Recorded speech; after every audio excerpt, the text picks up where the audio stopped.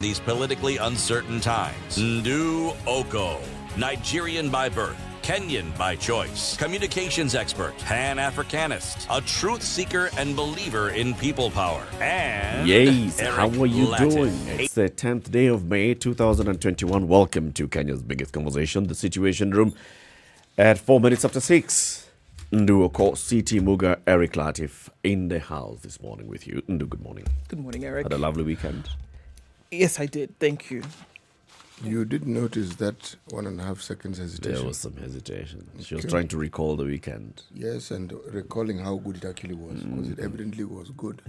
But no, goodest. She's trying to figure out what detail does he what good can be gooder than better, and what better can be gooder than best. I see that you guys went and visited the land of the Druids this weekend. No, they're with us all the time. It's just a question of unleashing them at specific moments. Yes. Okay. Well, good morning, both of you gentlemen. Good morning to you, lady. City, how was your weekend? Quiet, very quiet indeed. That's good. Did a lot of reading. That's good.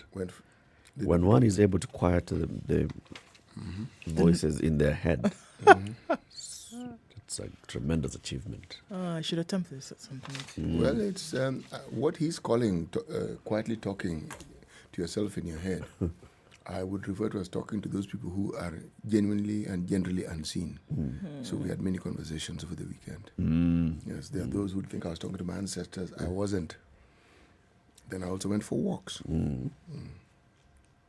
But the guys at the left and right were telling you, were giving you stories. Usually we agree on how we're going to have a conversation. Okay. Yes. Do you do this out loud? No, Sometimes it happens loudly without you noticing. it's loudly in my head. Oh, okay. But every once in a while I've been told that there are people who can hear me speak. So you and the crew need to, keep it down to a dull roll. Actually, it's not as simple as that. It is also possible that they are having their conversation and they think it's me they can hear. Yeah. Yes. Or they don't want you, or they don't know that you can hear. They think they're whispering, but City can hear us. Not so loud. But you notice that sometimes when someone is walking just alone in traffic, and they are busy gesturing to that, and smiling or even laughing. They're busy walking. It's those voices. It's those guys. You know, once upon a time, it could only be these voices. These days, it could be hands-free. So before I determine whether that person is in the realm, I look left, then I look right. Then I realize, they're in the realm. In the realm. Voilà. They may actually be on the phone on a call with someone. But usually it is someone who is having this conversation. But there's another conversation that doesn't require the movement of lips. I think the phrase came from the time in Vietnam when a picture was taken of a certain soldier, and it was called a 1,000-mile stare. It's like you're looking into some really distant Space. Yes, and I see it when I'm walking, and people are in traffic on that road, and you can see someone, they're in that car, but they're actually not in that car. Yes. Yes.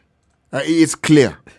And whatever else is happening around them, because every time somebody hoots, it means the cars have moved and they hadn't And this moved. person hadn't noticed. Yes, and you see them looking left and right and left and right and left. Then they realize, okay, they need to move forward. But it is good to commune with oneself. Yes, It is. I agree. It's important. So we will have interesting conversations today, but let's begin with the COVID-19. Latest numbers from the country and around the world. Okay, so let's look around the world first. 158,965,268. That's all we're looking at in global numbers. The number of deaths around the world now has risen to 627. So we're still seeing numbers continue to rise. Look at this, guys, and I think it's very interesting. Well, and maybe just a little bit rattling. A month ago, India had a quarter of the cases that the US has. The US has remained steady at about 33 million cases for the last 1 month, right? So 32 million has risen about 1 million cases in the last 30 days. India now has 22 million cases.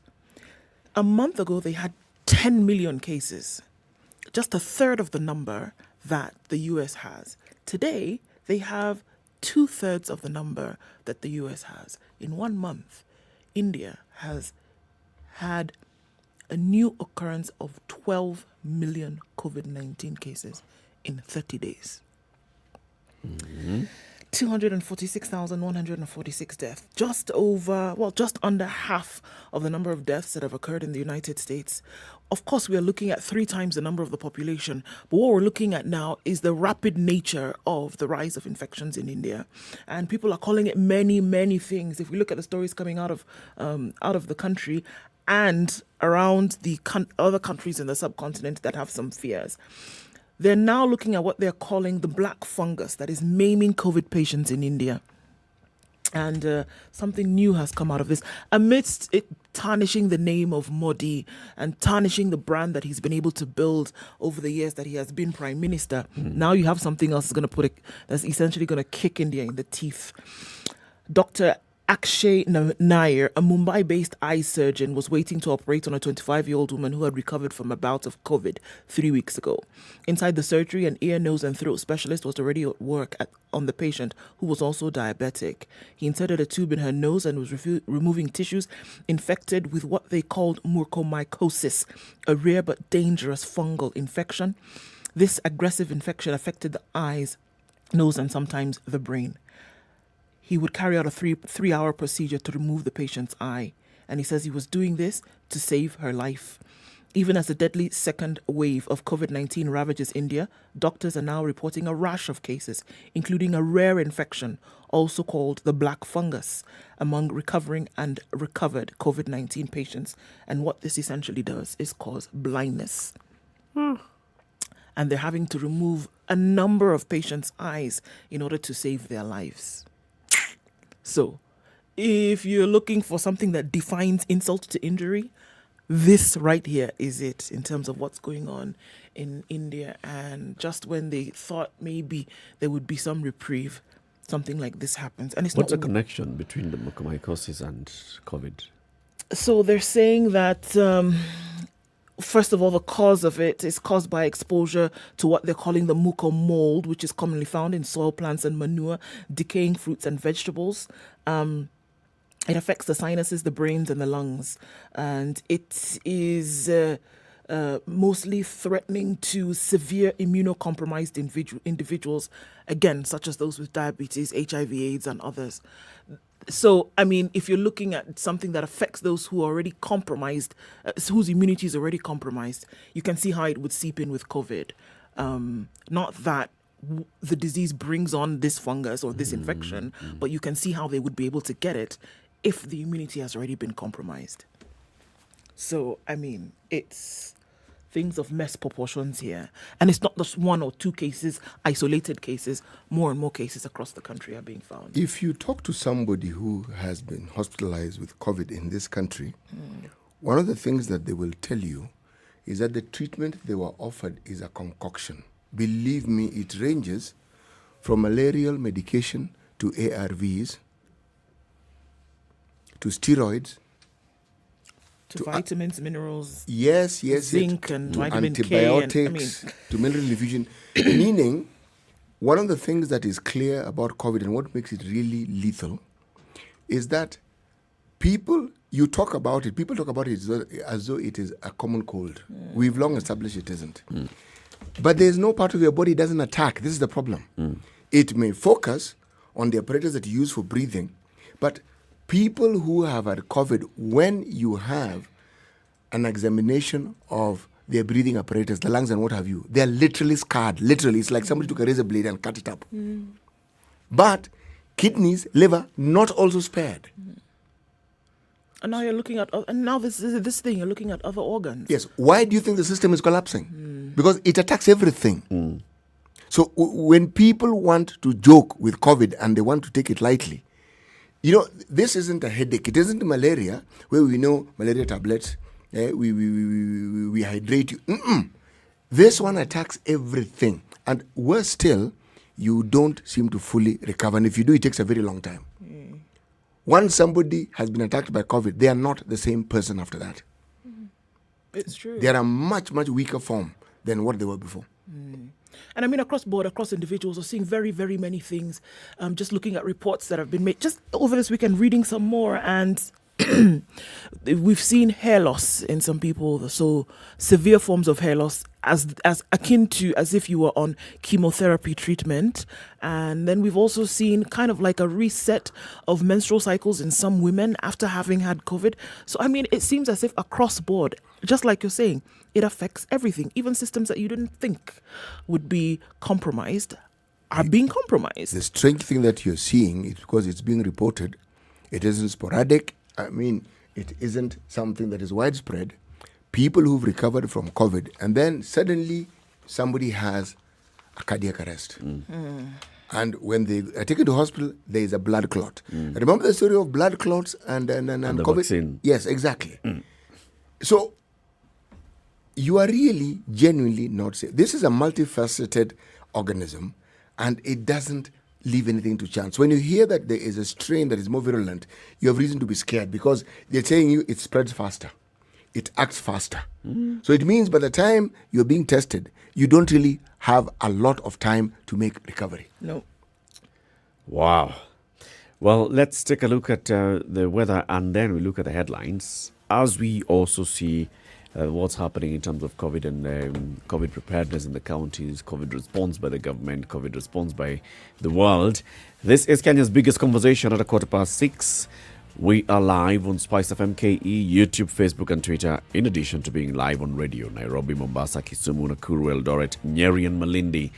As we take this break, remember jobs.standardmedia.co.ke. It's a website where you go and find very many jobs that have been advertised by various advertisers seeking employees like yourself. Now, if you go there and you find a job that you think fits you, apply. If you don't find any job, subscribe and you will get job alerts whenever a job that suits you is advertised. That's jobs.standardmedia.co.ke. Good morning.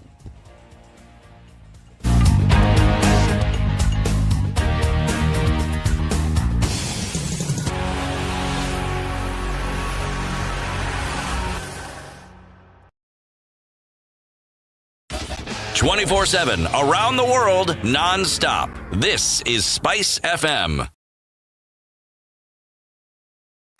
As the Kenyans are roared into the home straight here. 4 Kenyan queens have lit up this balmy Bahamian night. It's where the rivalry is unmatched, where the soul meets the track, where the great are distinguished from the good. An arena where the records are broken. A new world record. It's not just been beaten, it's been obliterated. A stage where the legends are born. For Team Kenya, the Olympics is more than just a sport. It is our tradition. It's an event that has put Kenya on the roadmap. The Standard Group lets you watch every minute and every action live in the 2020 Tokyo Olympics. Because we live for Team Kenya. We live for the game. At Standard Group, sports lives here. Classic soul, R&B, smooth jazz, neo soul, and nostalgic ballads. All right, it's raining this morning in Nairobi at 16 degrees. It's going to continue like this for most of this morning. Highs of 22, lows of 16. Rain showers in Nyeri at 15. Looking at highs of 21 as well. 21 will be the high in Nakuru. It's 15 degrees and rain showers coming down as well. Seems to be a rainy situation across the country as it is in Eldoret at 14. It'll go to highs of 18. Wet conditions in Kisumu as well at 18. Highs of 24. 18 degrees in Kakamega and it is raining. 22 will be the high and lows of 15. Mostly cloudy conditions in Mombasa. High chance of rain early this morning. Highs of 31. Highs of 30 in Malindi where it's mostly cloudy at 27. And it's raining outside of Kenya in Kampala at 18. Highs of 22. It'll come back to lows of 18. 23 degrees and mostly clear conditions in Dar es Salaam. Highs of 31. Lows of 23. We'll see highs of 21 in Johannesburg as well. It's clear at 9. And it'll come down to lows of 7. It's 24 degrees and mostly clear conditions in Lagos. Highs of 31 and lows of 26. Light rain in Kinshasa at 24. Highs of 31 and lows of 23. That's what it is in Beijing. And it's sunny going into afternoon this Monday. Highs of 25 and lows of 11. 20 will be the high in Paris today. It's raining also in Paris at 14. It'll come down to lows of 10. Clear conditions in London at 12. Highs of 16 and lows of 8. And New York Sunday night is raining at 10 degrees. We'll see highs of 17 coming into Monday, coming down to lows of 11.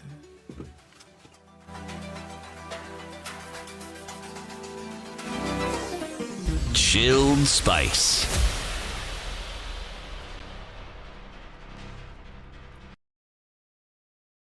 Mature, intelligent talk every morning. Spice up yourself.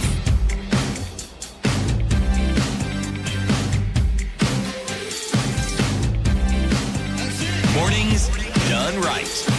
94.4. 19.5 minutes after 6. Kenya's biggest conversation is live everywhere and everybody's tuned in. Who is that? Who's there? Vincent is online this morning and he says, good morning, lady and gentlemen. Hope your weekend was good. New developments each day, indeed. So he says the first voice before the usual voices made him think he had tuned into the wrong room, but it's good you are here always. Yes, that's Dennis Aseto, who has joined us in the news department. He'll be reading the news at the top of every hour. Voila. Eh. Ken's son says, good morning, CT. Well, just CT. That's not fair, but okay. Ken's son says, good morning, CT. COVID-19 comes and goes, and you just remain the same. I survived it 2 times, he said. I didn't attend any hospital. Ndimu and Tangawizi did everything. His advice, this is Ken's advice, for someone encountering COVID-19 is fruits and the vitamin C booster for a strong immune system. Okay, well. Washira Wilfred says, hey. That's one, it works. Yeah, I guess so. Yep. If you get hospitalized, because it sounds like Ken has had, it's Ken or Kevin? Ken has had mild COVID twice. Right? Now, if you get severe COVID, this is now when the song will be different. Yes, for sure. That we can't rule that out for sure. Okay, Washira says, good morning, Ndu, Eric, and CT. While I was away, Spice brought you news. Well, it's just this morning, just starts today. Not too much, not to eat too much of the room's time. Of course not, just a little bit of news. It's not bad. Robert Mbogo says, good morning, tuning from Mombasa. Jujas tuned in, Kabisa, following fellow Kenyans. That's Moses Kashari.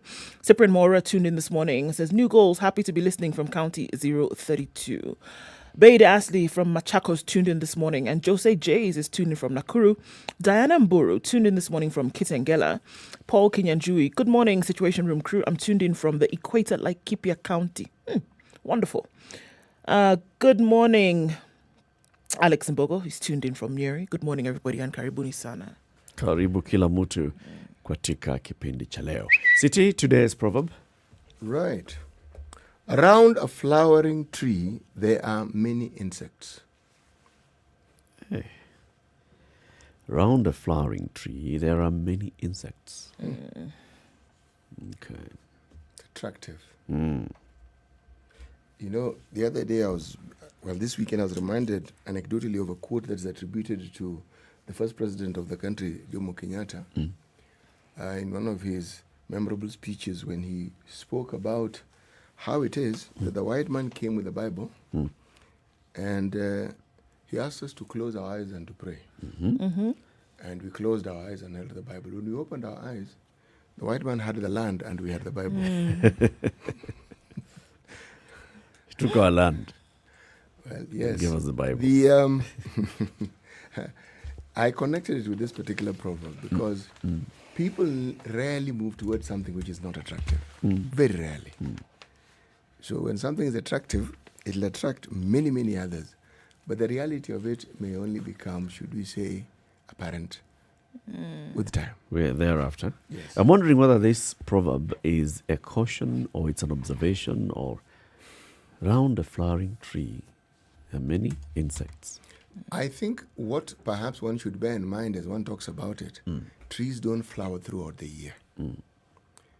The flowering is seasonal. And the flowering is like a regeneration. It is the sign that that tree is moving towards, should we say, ensuring its continuity. Yeah. Okay? Well, you know that when it flowers, it means you're going to get seeds, right? Yes, So, yes. So new but it birth. doesn't do that all the time. And so when it doesn't, it appears it doesn't attract as many insects. And it's not one insect, it's a variety. You know the pollination, the cross-pollination story that you're taught from primary school. So if you think along those lines and sort of like put it alongside the realities of life, then it becomes not just a proverb that is a saying. It is common sense. It could have a more profound meaning. At the same time, it could be cautionary. Yes. Okay. there are sayings that can do that. There are others which are clear and straightforward. This means this. Yeah. Yes. Others, a multiplicity of meanings. Yes. Indeed. Let's take a look at the headlines this Monday morning. All right, so let's start on the back page of The Nation, interestingly enough. 2020 KCSE results out today in virus-disrupted calendar. They come out today as schools then open today and tomorrow. Candidates who sat the Kenya Certificate of Secondary Education examinations in March and April are expected to get their results today, nearly 6 months later than the traditional announcement date of late December. Marking of the national test, which is the first secondary education final exam to be conducted over the COVID-19 pandemic, was completed last week. The months-long disruption to the school calendar last year makes the release of the results a significant occasion for candidates, their families, and education policymakers. So Education Cabinet Secretary Professor George Magoha promised that the examinations would be administered and marked with a human face to assuage fears of learners who felt inadequately prepared to take the test. So these are coming out today, and he said an early release of results would make up for the lost time last year due to the prolonged closure of schools. And he said candidates who wish to apply for the revamped diploma in teacher education that had been aligned to the competency-based curriculum would be eligible for the second intake in August. 37 as a number that stands out is the number of people, including 3 university students and 2 businessmen, who were arrested over alleged involvement in exam irregularities in last year's KCSE examinations. So let's wait and see what happens today in terms of the announcements of those results. But everybody's guaranteed their results. To get their results. Yes. Okay. So this is where now we, after they receive the results, have the universities adjusted their calendars for intakes? That's a Or good is question. intake still happening in September? Let's say, Eric, that this is still something that is not clear. It's not. It's If you find changes in one sector of the education system, sometimes it will often mean changes in a complementary system within the education sector. So I would rather wait and see what it is that they're going to announce. Because remember, our universities have also been going through some turmoil, Yes. predominantly turmoil of a financial nature. Yes. And when you have turmoil of a financial nature, it also means that the education that you are supposed to impart will also have trouble. It's interesting that you say that. If I could just quickly go into this, disquiet also grips the education ministry as Professor Magoha stops the Varsity think tank. A couple of weeks ago, we had read that story where they had put together this think tank that essentially was supposed to look into university funding, one of the problems that they're having, and then come up with solutions on how to get public universities out of their financial mess. So the ministry had put them together. But now the cabinet secretary has ordered the think tank to stop its work just minutes before it held its first meeting. The team was ordered to halt its work on Tuesday last week, 30 minutes before the first meeting. The order was said to have originated from the CS, who claimed that the team made up of academics and university administrators were to discuss needed at higher levels, such as Parliament. So essentially, those issues that they wanted to discuss in that meeting couldn't be done, and they needed somebody at a higher level to come in and join them. And so he said, you know what, we're not going to do this now. The think tank is chaired by Professor Gara Kabaji of Masinde Muliri University of Science and Technology. Vice chancellors who had been left out of the think tank have also opposed its formation. And so he says, you know what, stop all this, we're going to have to regroup. So even this financial mess that we're looking at universities being in, and they were trying to see how they could sort it out, that's not going to happen just yet until this is sorted out. Okay. Still talking about education, as before we take this break, there is a feature on pages 14 and 15 of the Standard today that's talking about bullying, the silent epidemic in our schools. It says experts are saying that one of the first steps in preventing bullying is teaching learners about it and discussing what their rights are at school. They should be affected. Now, it's quoting a 2017 report called the Global School-Based Health Survey 2017, which ranks Kenya among the top countries in the world with a high prevalence of secondary school bullying. The government is aware of bullying in schools and has legal provisions in place to protect the rights of learners and empower school administrators to address it. The Education Act 2013, for example, outlaws any form of psychological or physical punishment of students, spelling out punishments for those who contravene this, including, upon conviction, jail terms or payment of fines. However, bullying, according to this report, is still rampant, and it is such a big thing in our schools that, Kenya is ranking highly among those that are where bullying has been reported in schools. This comes to the fore. Remember, there's a girl in South Africa who committed suicide just the other day after bullying by fellow students and what she had been subjected to. Now, the issue of bullying and schools and children of this particular age, how do you address it? How do you distinguish between bullying when it gets to a level of bullying, or when it's just a level of kids taunting one another?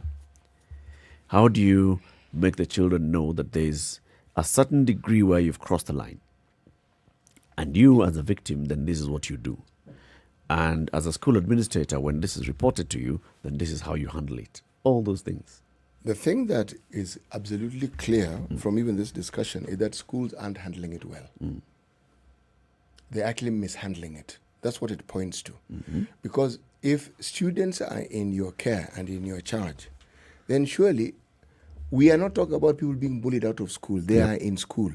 And these are the people who have been given the authority by the parents to look after these people. Now, surely looking after doesn't mean just going to class and teaching them.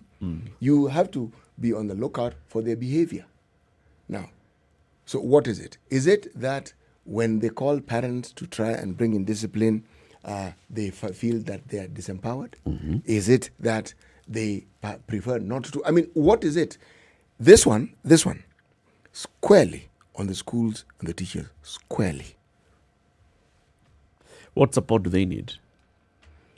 One of the things that perhaps is necessary is an understanding of the relationships schools, I dare say mainly private schools, have with parents and the Parents Association. In some schools, the teacher, headmaster population are held captive by the parents because it's a private school and these are people who pay the money. So they will go out of their way not to offend this paying individual. And in so doing, the authority that they ought to have and they ought to administer in bringing up the children is lost. Okay? Now, when I say the relationship, I mean then there are parents whose idea of bringing up their children has to do with pandering to children and doing what the children want. It has never, ever worked. Because children, by their very definition, are children. They are growing up, they are developing, and there's a lot they need to be taught, there's a lot that need to be inculcated in them. And since they spend more time in school than they do at home once they start going to school, then perhaps that relationship needs to be looked into. Okay? This has nothing to do with whether students should be caned or not. No. You don't need to cane in order to administer authority. No, you do not. You can punish errant behavior or by other means necessarily without caning. But the problem here, let me repeat again, it is a problem with schools. It's a school issue. It's a school issue. 28 minutes to 7. Let's take a break, see how the roads are looking like, and then we look at more headlines. Good morning.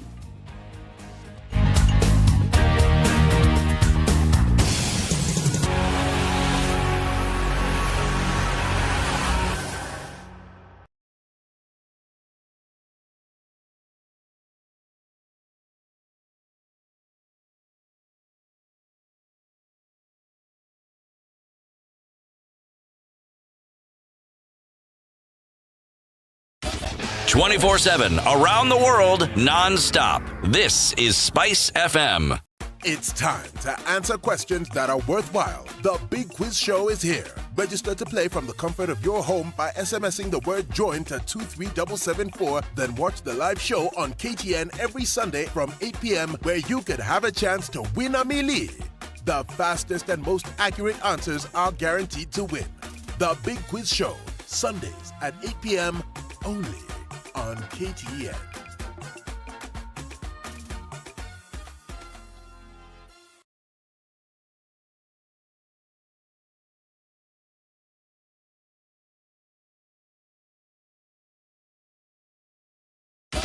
24/7, around the world, non-stop. This is Spice FM.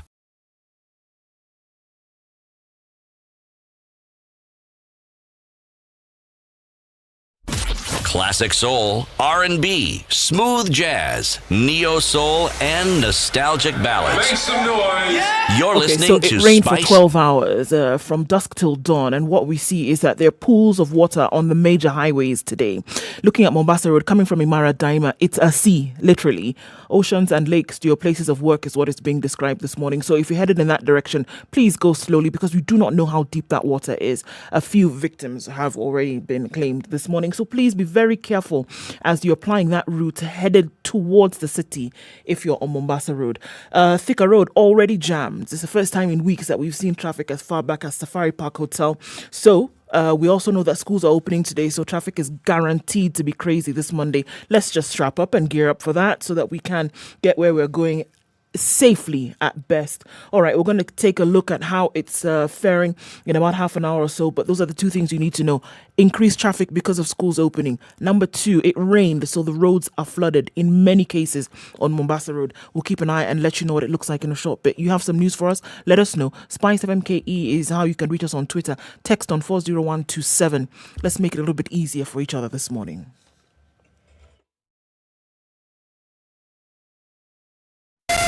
Spice FM, Malindi.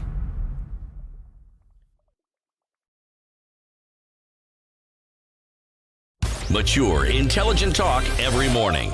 Spice up yourself.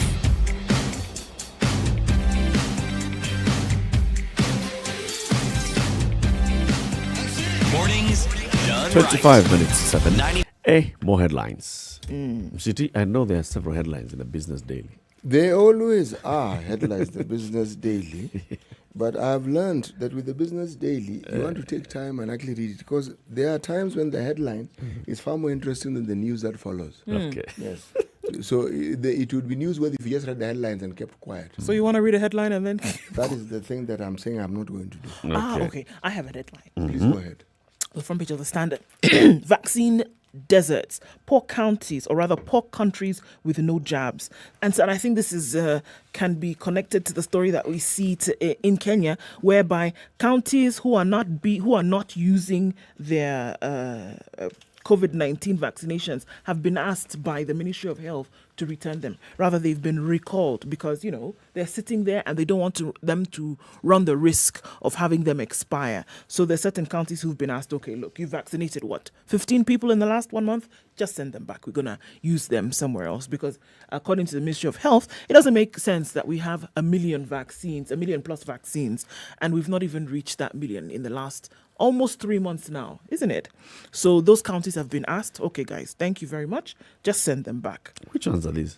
Okay, I'll give you those names in a bit. But this is kind of related to the story where there are now poor countries who don't have. While wealthier nations have stockpiled vaccines for their citizens, many poorer countries are still scrambling to secure doses, like Chad, who are yet to receive any vaccines whatsoever. So you wanted to know the names of these counties that have been asked to return their jabs. Yeah, you're doing so poorly. Just do this. At least 9 counties could be targeted in the upcoming COVID-19 vaccine recall by the national government. It's based on the latest immunization report showing counties have used less than half of the doses they received 2 months ago. According to the report released on Friday, Garissa, Marsabit, Lamu, Mandera, Turkana, Wajir, Kwale, Isiolo, and Tana River used less than 60% of the doses. Wajir, for instance, received 6,000 doses, but has only used 2,160. Marsabit received 2,760 doses and has used 674. While Mandera... Only 674 people have been vaccinated in Marsabit. Oui, monsieur. Mandera, with 6,000 doses, has administered only 2,411. The Ministry of Health Friday announced a plan to recall the jabs and redistribute them. We cannot afford to have jabs expire in our stores, according to CS Mutahi Kagwe. He did not disclose when the recall is set to happen. Most of the vaccines will expire in June, which is, days away. 20 days from now. Okay.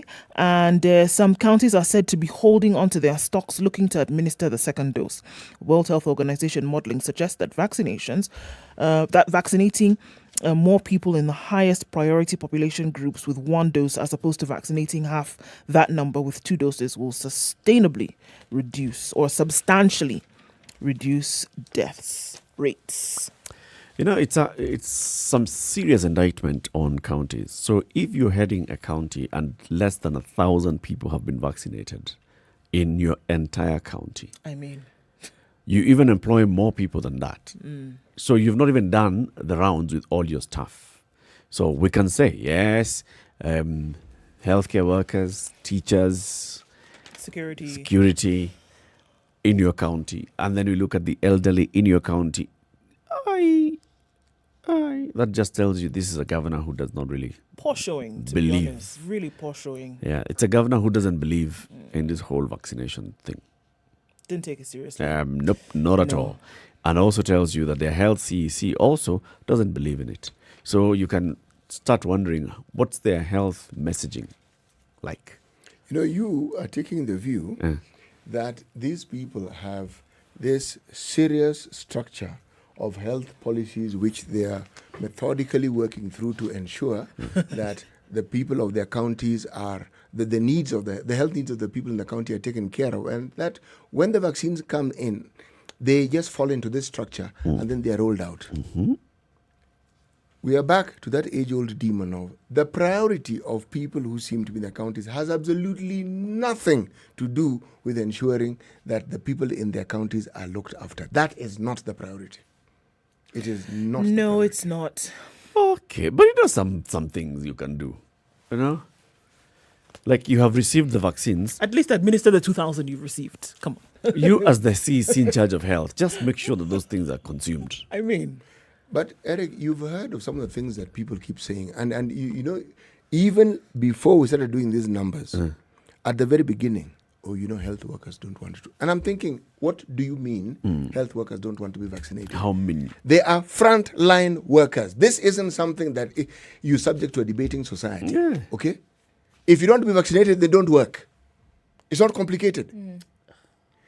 You are at risk, and you also pose a risk for other people who you come into contact with. Other people in danger. Do you need further explanation to this? Really? They're right. Okay, sure. You have rights. You have the right not to be vaccinated. But the employer also has the right to ensure that you're not a danger to anybody. So step aside. Come and be going. Yes. It's okay. Yeah. Okay. Now, there's an interesting story coming out of Kakamega. Kakamega High School shares a fence with a family. There's been an old tree that's been there for a while.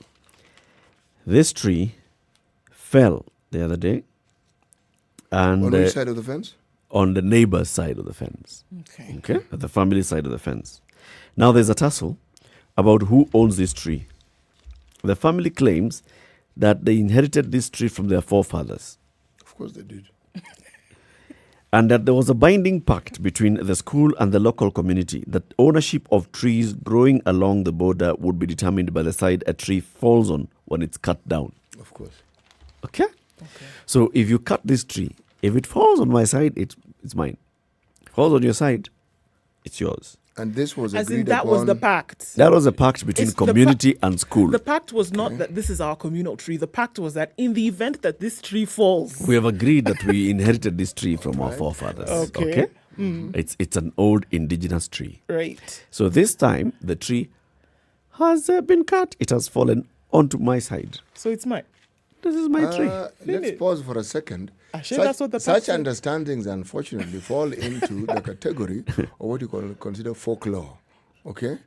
Now, who is in this debate? Do we have village elders coming in to discuss this matter? Because that tree must be fairly old. Who are part and parcel? Because there has to be evidence. If you're talking about a tradition, then it was passed down. Who was it passed down to? Who knew about it? It can't be, because the headmaster of this school is probably not 20 years old in that school. In the school. Yes, and that school has been there for a really long time. Yeah. Okay? So, what are you saying? There's a board. You see, the board of management is part of the community. Yes, they are. And everybody else, the parents, are part of the community. They are. So, The spokesman for the family, Thomas Shabaya, says, we even made an effort to remind the school through the generations.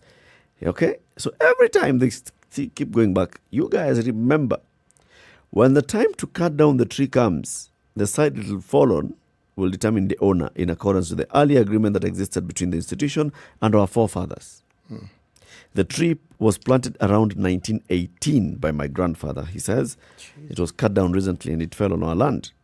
But the school violated the earlier pact. And the school was so the grandfather, in 1932. The grandfather built... Amioto went to that school. Maybe he can tell us. In 1932 is when it was established. Yes. It found the tree. Of course it found the tree. So the tree belongs to the family. So the family says, our forefather did this. And we have agreed generation upon generation. The day this tree is cut, it belongs to the side it falls. You know, one of the now, Kenya Rural Roads Authority the other day came because we were expanding the road and they cut the tree and they just didn't care where the tree was falling. Like, they cut the tree and went. Tree falls. The neighbors were sitting like this. Kuja Pandey. Firewood. Kuja Pandey. It came to their side. Now, issue. By the way, if you look at schools that were built in the rural areas, you can talk about it, the land there. Most of that land was what we call communal land. Yep. Trust land. So the community agreed, build the school here. Yeah. They agreed. But it happens even to date. You find somebody with a large piece of land. Even churches are built on such land. Someone says, look, I have this land, take a portion, build a church. Mm-hmm. But even when you do that, there's an understanding within the community. So let's wait and see how this particular story falls. It'll be interesting to see. Chief will be busy. The chief is already busy. Very, very busy. But let me just ask the question. How big is this tree? Because is it like the fig tree in Westlands? It must be. It's ancient. You can imagine, 1918. Yes. But why not did these guys cut that tree? And the reason why they kept reminding the school is because clearly they knew that the size of this tree, the day it falls, this is a harvest. Yes, but did we not have a similar story of a tree here in Nairobi near roundabout? That was the fig tree, the Westlands yes. tree. Actually, thank you for telling me fig tree. What came to my mind was not even fig. It was a mulberry bush. But then it was fig tree. Yes. Yes. What sort of tree was this? Have they told us? No. Okay. No, it's not stated in the story. Okay. Be interesting to see. Tuskys. Tuskys. Mm-hmm. Apparently, Tuskys have a new investor. Oh, yeah? Yes, and the investor promises to inject 2.1 billion. But this is there are an issue has arisen. There are those who Tuskys owes money. They're called creditors. Yes. And they want this offshore investor's identity to be revealed. And Tuskys is saying, you know something? They're telling the High Court that we are going to keep this thing secret and private for the next, at least, 9 months. Okay? Why? As we reorganize ourselves and as we... I think the understanding is if you know who that person is, you go directly to them and say, before just you give these guys money... Give me my money, I beg. Yes, no. Can I have mine? Yeah. It has been owed for this length of time. But these are the normal problems that I think businesses have. Sure. Yes. I think it's interesting to see Tuskys fighting though, because it would have been okay. Well, we're done. Pack it up. Some of the stores have been sold, etc., etc. But they're fighting and want to come back. And one of the oldest supermarkets. They want to remain in the game. They want to remain in the game. 13 minutes to 7. Time for a break again. Jobs.standardmedia.co.ke. Have you been there lately? Have you seen the kind of jobs that have been advertised? If you are looking for a job as an executive assistant to managing director, Absa Bank is looking for you. All right. Global head for environment and social governance. That's a Reeds Africa Consult. Business development and marketing associate. Quantitative data collection clerks are being looked for. Finance and accounting associate. Head of human capital. Various organizations looking for various jobs in various employees in various capacities. Chief executive officer for Miller Cameron. Risk and compliance interns. Accounts assistants. Customer service assistant. Whatever kind of job you may be looking for, just log on to jobs.standardmedia.co.ke. If you don't find a job that suits you today, subscribe. And whenever a job that suits you is advertised, you will receive some alerts on your email or SMS. Good morning.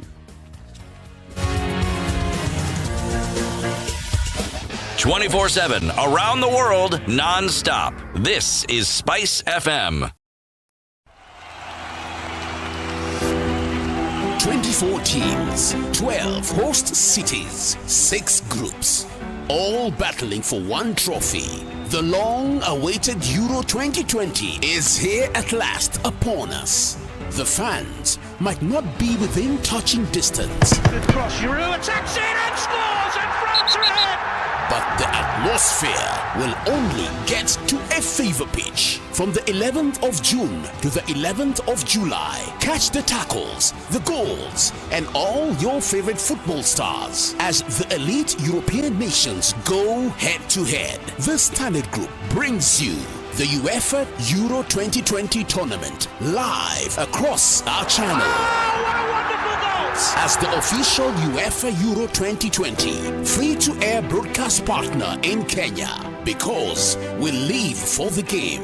And that's why at Standard Group, sports lives here.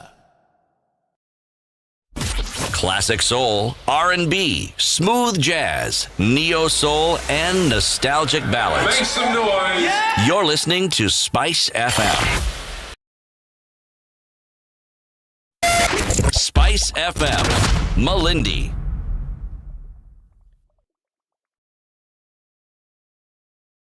Mature, intelligent talk every morning. Spice up yourself.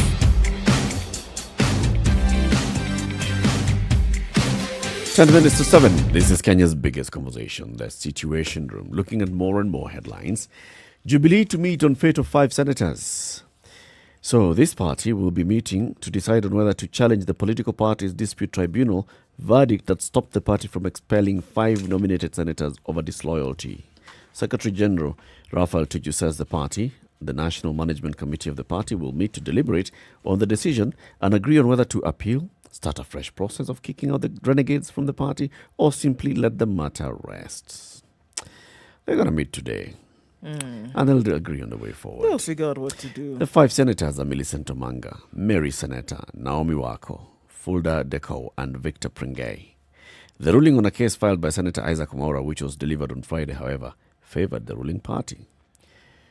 Mr. Maura lost that. It paves way for the Registrar of Political Parties to remove Isaac Maura's name from members of the party unless the party leader, that's the president, intervenes and pardons him. Something that I want to tie in with what you were saying earlier on, just before we got into the break, is KEMSA is doing something that I think modern enterprises on the globe are looking at. They have sought to put out an advert, a call for suppliers of, hold your breath, PPEs. no, culture change experts. You guys want to do that, the two brothers of yore? This is exactly what this man does. This is how he earns his living. You see, City. Here. Opportunity, boom! God. City. Like this. I see it, but if this was a monopoly board, I would also see, I would land in some places where I could build houses, buy this. Then I would also see there's one. Go straight to jail. No. Don't even collect 200. Don't collect 200. Go straight to jail. City, no. This is what we said. We are doing clean business with KEMSA. Okay? Culture change expert. This is what you do. This is your life. They are looking for you. We have a company.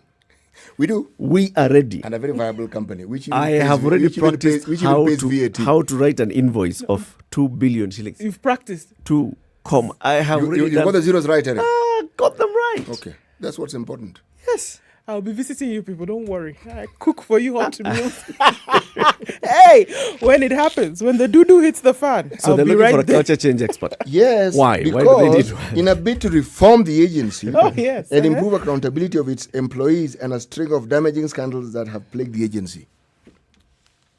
It is something. So okay, just take us through this. What would that entail? It's actually behavior change management. Right. That's really what it is. Okay.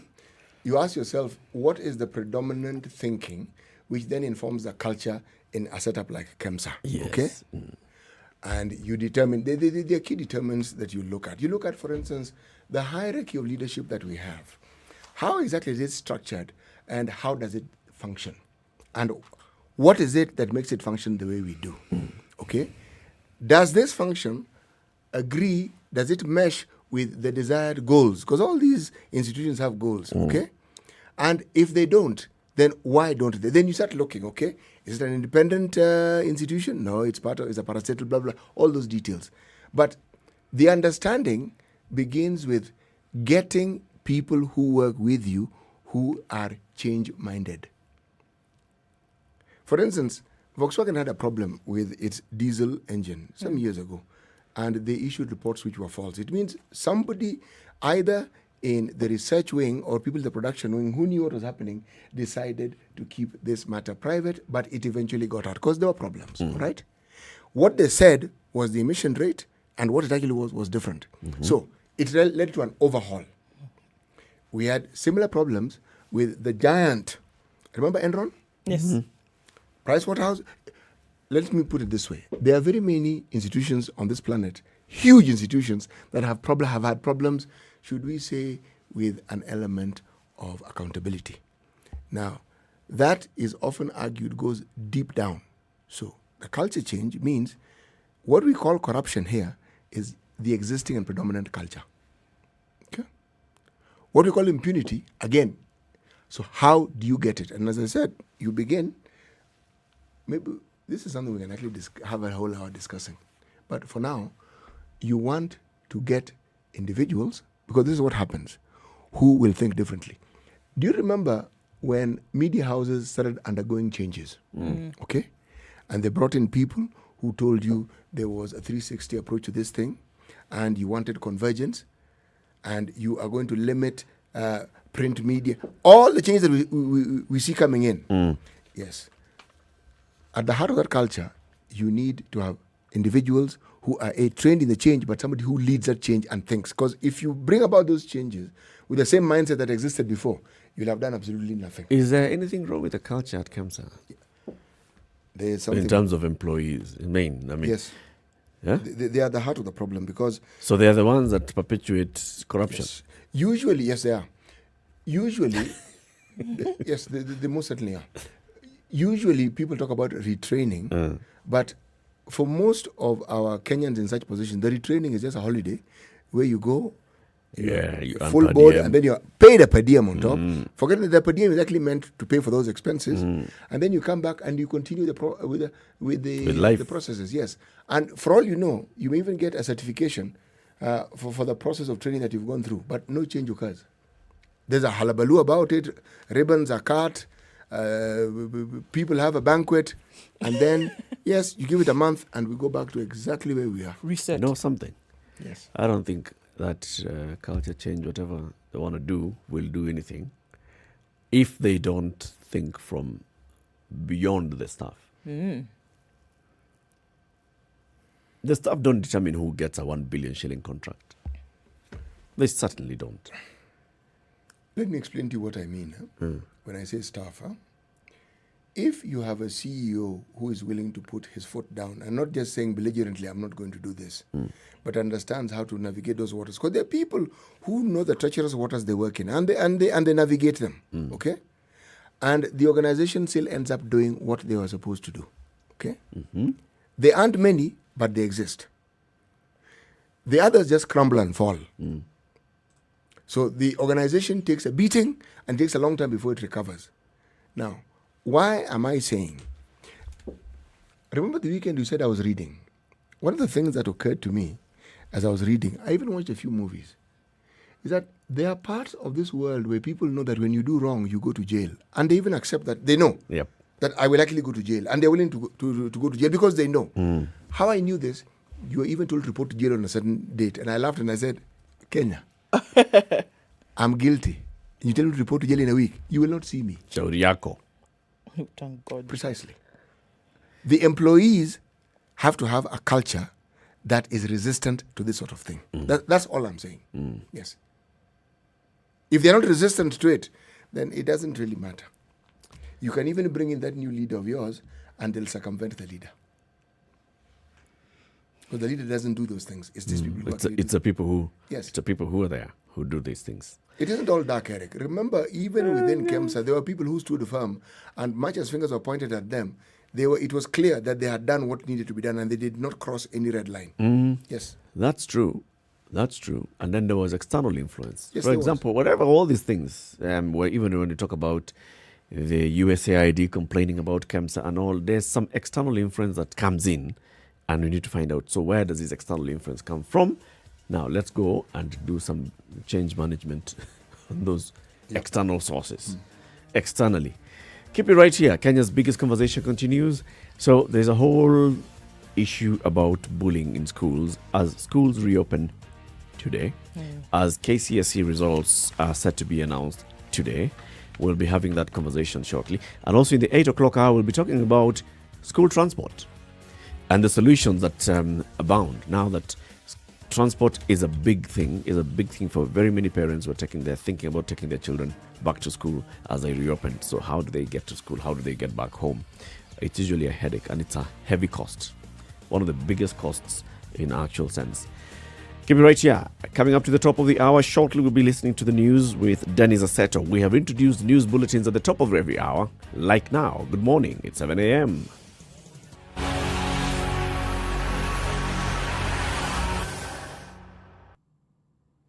I'm Dennis Aseto. A total of 1,099 patients are currently admitted in various health facilities across the country, with 6,290 on home-based isolation and care. We have so far conducted 1,719,289 tests since coronavirus was first reported in the country. The judiciary is considering resuming physical hearings in 5 counties that were originally put under lockdown due to the COVID-19 pandemic. Acting Chief Justice Philomena Mwilu instructed all judicial officers in the zoned counties to hold urgent consultations on how hearings can resume safely.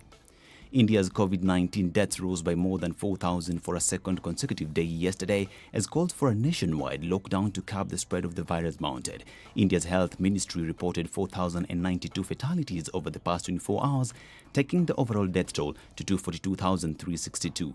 New cases rose by 403,738. As schools resume today countrywide, students in Arabal Baringo County might not be reporting back to school.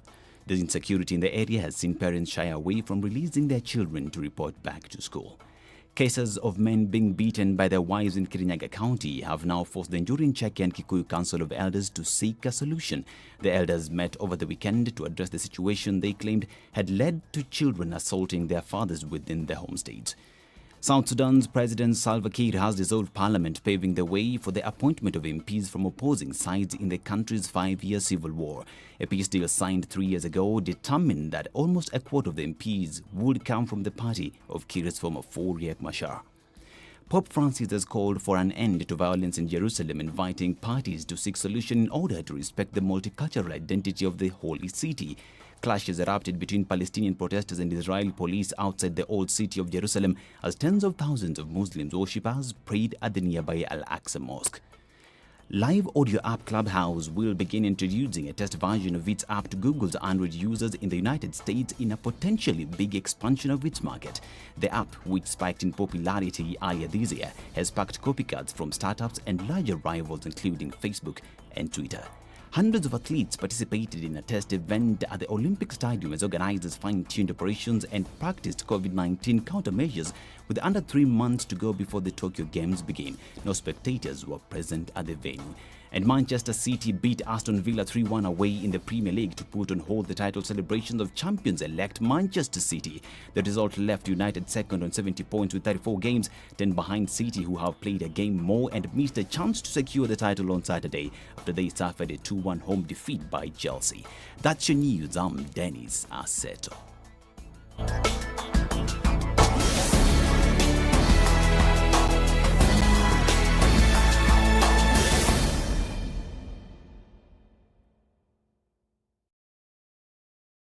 Okay, 3 ferries up and operating in Mombasa without a problem. It looks like some folks are going to need a ferry in Nairobi today as well. Looking at Imara Daima to General Motors today is flooded to the left side of the section outbound. Heavy traffic through to GM as only the outer right section is passable today. So it's an absolute mess. We're going to expect serious delays on this Mombasa road today. And we're already looking at bumper to bumper traffic. On the other side of town, we're looking at bumper to bumper traffic all the way from the Safari Park Hotel. It goes out through to the Pangani underpass, moving very, very slowly this morning. Kiambu Road is already jam-packed all the way far back as Rock City this morning, guys. So we're looking at more rain and we're looking at flooded roads. So it needs everybody to go a little slower than normal. And we have schools opening today, so traffic is already a mess.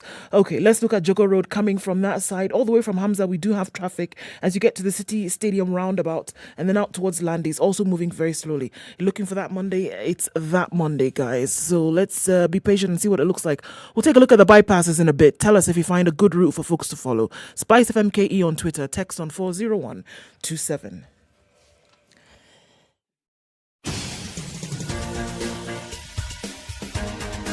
This is The Situation Room, the home of hard-hitting political commentary and penetrating insights about the state of the nation. This is a talk radio experience like no other. The Situation Room, a place for hard truths, debates, and elevated conversations. The Situation Room, witty, political, engaging, deep, controversial. In the room, we have C.T. Muga, researcher, academic, seasoned political observer, a fountain of wisdom in these politically uncertain times. Ndu Oko, Nigerian by birth, Kenyan by choice, communications expert, Pan-Africanist, a truth seeker and believer in people power, and Eric Latif, agent provocateur, the man in the chair, seasoned journalist, news hound, a man who believes in punching up, not down.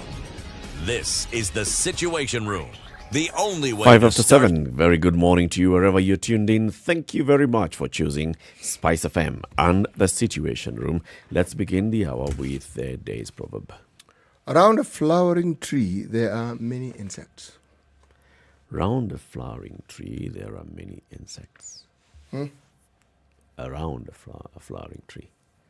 Okay. Okay, ni sawa. Ni sawa. Bullying, the silent epidemic in our schools. Yeah, it is a major problem. It's something that has been around for very, very many years, but thought to bring it up again. Bullying is an epidemic and something that started out as maybe a joke on playgrounds in schools, pinching somebody here and there, and has turned out to be something that is quite serious across board. It's a worldwide puzzle that has negative consequences for the general school setting and for the enablement of students to learn in an apt environment without fear.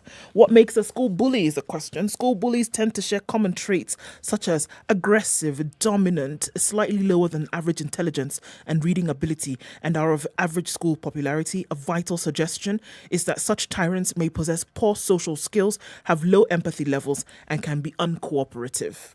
When most people think about bullying, they envision some kind of physical intimidation. However, bullying can take on many forms, which are just as emotionally and psychologically damaging as physical intimidation and harassment. So bullying has been a thing for a very long period of time, and it is something that is known the world over. So long as there's a school setting, you will definitely have an incidence of bullying. It has happened, it's been there. I think it's interesting that Kenya has also been ranked as one of the countries with the highest occurrences of bullying across schools. And we also have seen that bullying has increased in its degree of severity as we've gone along, as the years have gone by. It's changing form. It's changing form. So whereas it started off as just, it could be verbal insults here and there, a pinch or two here or there, or, just the teasing that began, started as teasing and then went as far as insulting and went even further towards now what you want to call full-blown verbal abuse. It went from pinching and smacking to serious beating. It went from stealing people's lunch money, making sure that taking their food and throwing it in the mud and things like this. It became actually quite terrible. And I think we need to differentiate it between what people would see as hazing of brownies or hazing of first-time students, because that was something that was kind of accepted, that you go through a hazing period when you join. This is different because it would be that one child or one student would pick on others over and over again, would harass them, would beat, and to the point whereby some children were afraid to go to school because they were not sure what was going to happen with the bully that day. They were afraid to tell their parents or teachers exactly what was going on because they would be seen as a sissy. They then sometimes would want to stay home from school because they did not want to actually go and experience what was going on with this bully at school, whether it was on school transport, whether it was in the playground, whether it was during class. Wherever it was something so bad that they did not want to be physically present for it. It got so bad that, yes, we did see cases of students who then took their own lives because they could not live with it anymore. That's how bad it got. And it has become something that a lot of times people do not speak about. Teachers don't speak about it. School administration don't speak about it because it's not so much of a serious issue as passing exams, for example. That needs to be taken care of. And bullying, okay, we'll just tell them to stop and they will stop. But bullying happens in physical, verbal, social, and cyberbullying forms. All these are evident in the school integration, and equal emphasis should be put on them. Is it time that this changed? Sometimes you see children are not performing well and having not asked the question in terms of what's going on. But it is clear that in this case, when we're looking at bullying, especially from the side of those who are perpetrating the bullying, that there's something going on with them and it needs to be addressed. Whether it's something going on the home front or something going on an individual basis, it's such a serious issue now that it needs to be dealt with and it needs to be handled, combined, parents and teachers. You know, as you talk about bullying, and you've talked about what would happen to new students when they join, especially like secondary school. Form ones would be treated in a certain way, which is to induct them into the school community, so to speak. But it was physical. But then you're left alone, right? Left alone by who? No. Once you're inducted, this is what I was saying, what you call the hazing. Is it forever? Look, it's as long as you're a Form 1, you are going to go through it until you no longer are called Form 1. All right? That means a whole year. Yes, it'll reduce. It'll reduce because you now graduate and now you will now have the capacity to be the one who's moralizing somebody else. Right? But look, different schools, different environments and what people went through. If we actually open up the lines and hear what people went through, various generations. In CT's generation, it may have been more severe than in my generation, which is less severe for the current generation in terms of the physical nature of it, in terms of the organization of that, because it was an entire institution you land in and you know you're going to be taken through this. Now the report talks about the various kinds of bullying that are taking place now is psychological torture, so to speak. And it also depends. Is it private schools or public schools? In public schools, it's more physical.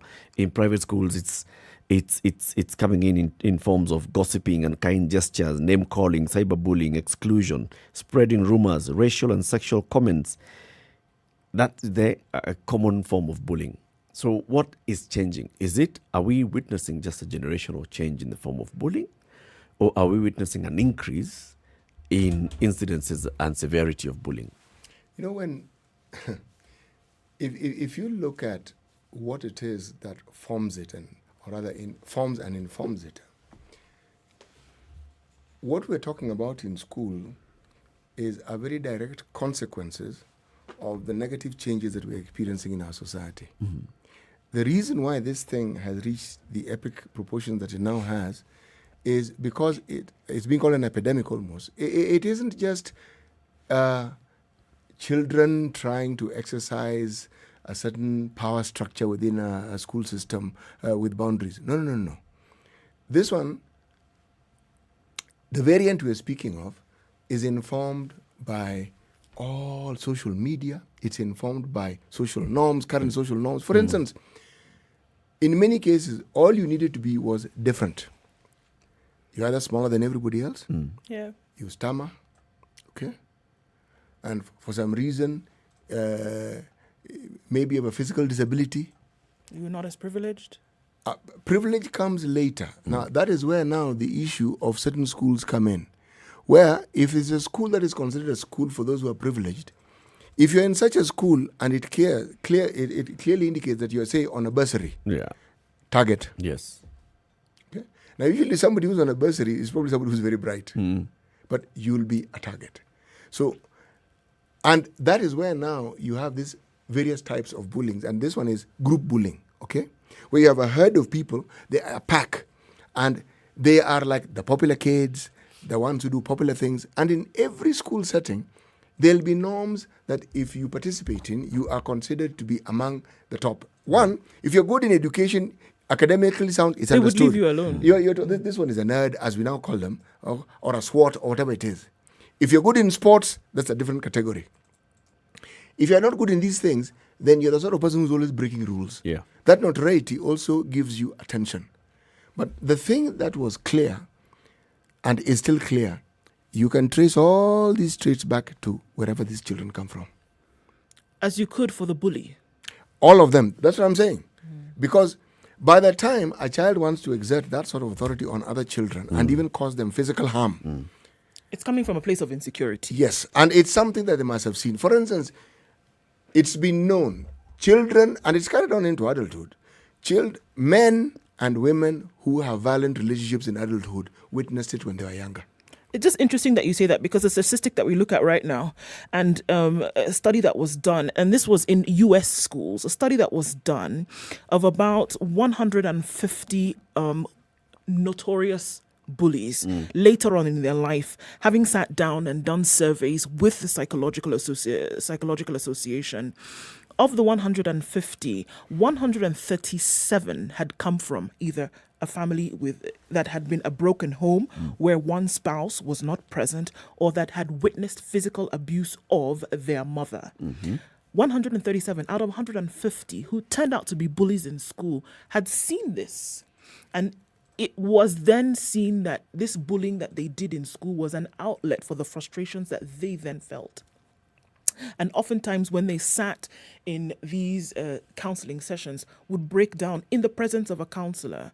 Them to the counselor would be the only place that they would then be able to show any kind of weakness whatsoever. But the strength that they were then able to show was on the playground, was in the hallway, was in the classroom, wherever, where they would exert some kind of pressure, or they would demand something from the person that they were bullying, whether it was money, whether it was their food, whether it was their clothes, whatever it was, demand something, or even go to the extent of beating somebody up. Because of that insecurity that they felt, that's what they would do. And I dare say we have the same thing going on here, whereby you see this report and it's naming Kenya as one of those. Here, and I don't think that you would be far off if you were to actually go about and do something like this and look at these individuals who are carrying out these bullying. They probably actually have a history of something that they have seen that they feel extremely insecure about. And if you look at the other side of it, those that they are meeting this behavior upon actually are going through a very difficult time. You have children who want to stay home and would feign an injury, would feign a sickness, so that they don't have to go to school and face Some this. even harm themselves. Yeah. They cut themselves, they do all sorts of strange things. But I'm surprised about Kenya being at the very top, because in the US specifically, it is a culture that has been there for the longest time. Until the federal system has to institute anti-bullying laws across schools. Yes. Because it's like you talk to many people and you read books about it. There are people who tell you that the worst times of their lives was high school. Or middle school, high school. Because they were they did not have a good time. And the worst thing is that it was considered normal. And there's nothing normal about it. Nothing normal for the person who's being bullied. Nothing normal for the person who is actually dishing out the bullying.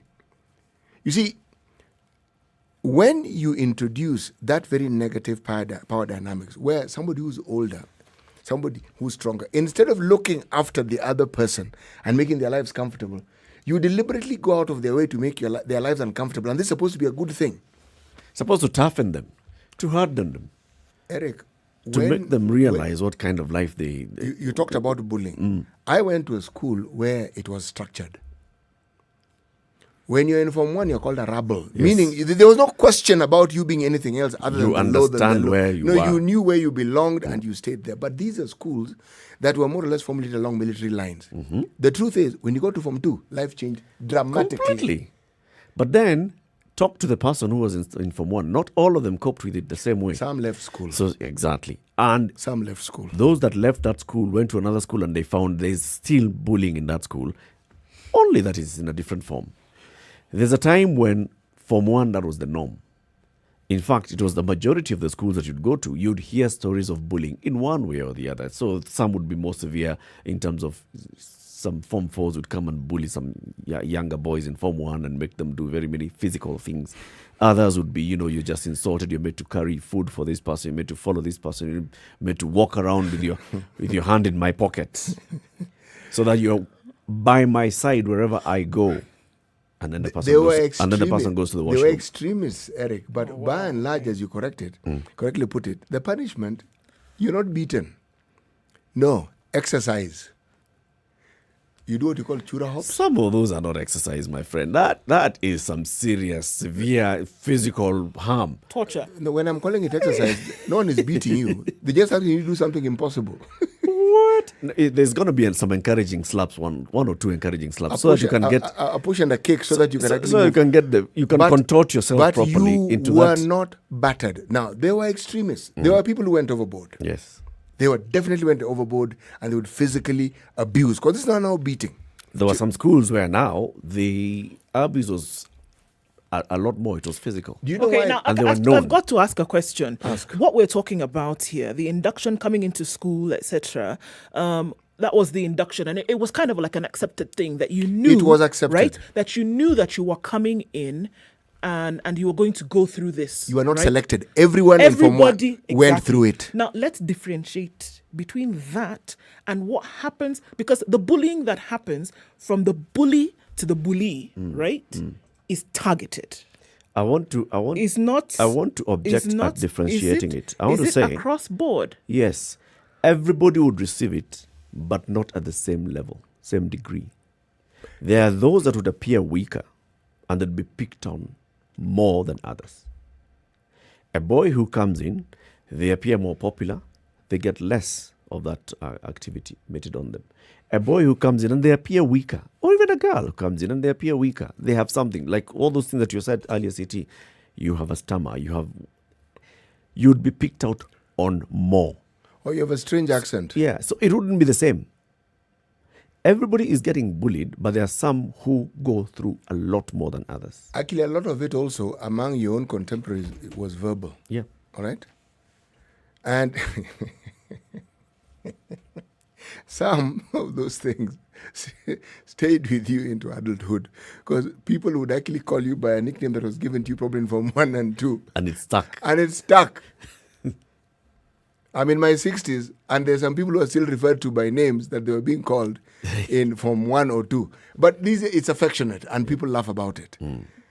But there are always those who went overboard and actually caused harm. Yes. Literally, they caused harm. I know. I understand the phasing period, because I think about the school that I went to, and I know individuals who were known by everybody else as the bully.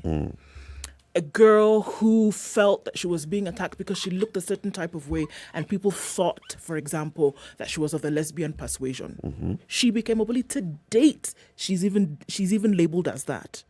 And there were certain boys who people just knew this is what they did. They were known for that, taking people through a very difficult period. There are people who cannot be friends today because one person meted out on them a certain action during those high school years that they can never reconcile with that position, as in now this person is normal and wants us to be friends, because the horror that they went through was terrible. I mean, I hear the story in South Africa, and I went to school with a girl who slit her wrist because she did not want to be in the presence of this girl who would harass her in the way in which she would. She would take her school books and rip them up. She would come to school the next day and not have her homework done because after school she had taken them, ripped up her books and thrown them in the bin.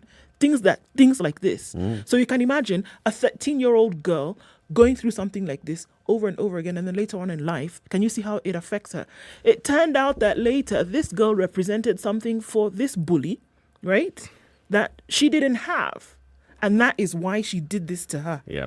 There are very many, and I see that as a bigger problem as opposed to this pack mentality where everybody thinks that, okay, yeah, well, we'll get through this and we'll get past it because you even remember it fondly. But when somebody is targeting you consistently and not letting up and doing that to somebody else, the effect that it has on life sometimes gets to the point where somebody wants to take away their own life. Even for the others, I think the kind of severity of bullying that we're talking about has reduced over the years because the Ministry of Education has taken those steps. By coming in to say no more caning in schools and all, they were addressing some of these as well. All right? So you can say that direct structured bullying and phasing of Form 1s may have changed, but bullying still takes place. And that's what we're talking about, where somebody is picked on either by a group. You want to join a certain team or a certain club and you're told, come on, look at yourself. Do you think you really belong here? You think you belong to this kind of grouping of ours? No, you don't. You know, many schools... And it comes into those groups. Yes. There's a cheering squad. There's a clique of cheering squad. There's a clique that plays basketball. There's a clique that plays football. There's a clique that's in drama club. There's a clique that's in debate club. They form these clubs, but it's just a way of coming together, and other people are not allowed into this space. You know, and there's bullying that goes about around with it. You know, Eric, this class structure that we speak of, sometimes I even wonder what it is in human nature that even when people try to be as egalitarian as possible, they are always human beings who will formulate classes. And it's based on some false notion of status, okay? Some of it has to do with who someone's parents are. Yeah. Okay? In some schools, it had nothing to do with your parents. As I said, it's your personal achievement. Are you good in class? Are you an excellent sports person? Are you, as you say, a good debater? People categorize. But if you had the mistake of not excelling or being part of any of these things, you stood out, you are going to be a definite target. And then there are those who, as they got older, instead of understanding that perhaps they ought to have a toned down attitude towards people, now they became the big bullies because they had been bullied earlier on. Yeah. So now this cycle was now continuing. Again, as you correctly put it, when we have revisited some of the people who we consider the worst bullies in school, they had serious domestic issues. I mean, serious. Yep. Some of them are people you talk to, and it's not that someone told you, they're the ones who tell you. And you say, my goodness, I remember there were individuals who, even at university, because of what they had been in secondary school, we are in university at the same time. Someone sees them and just crosses the road and goes to the other side. Yes.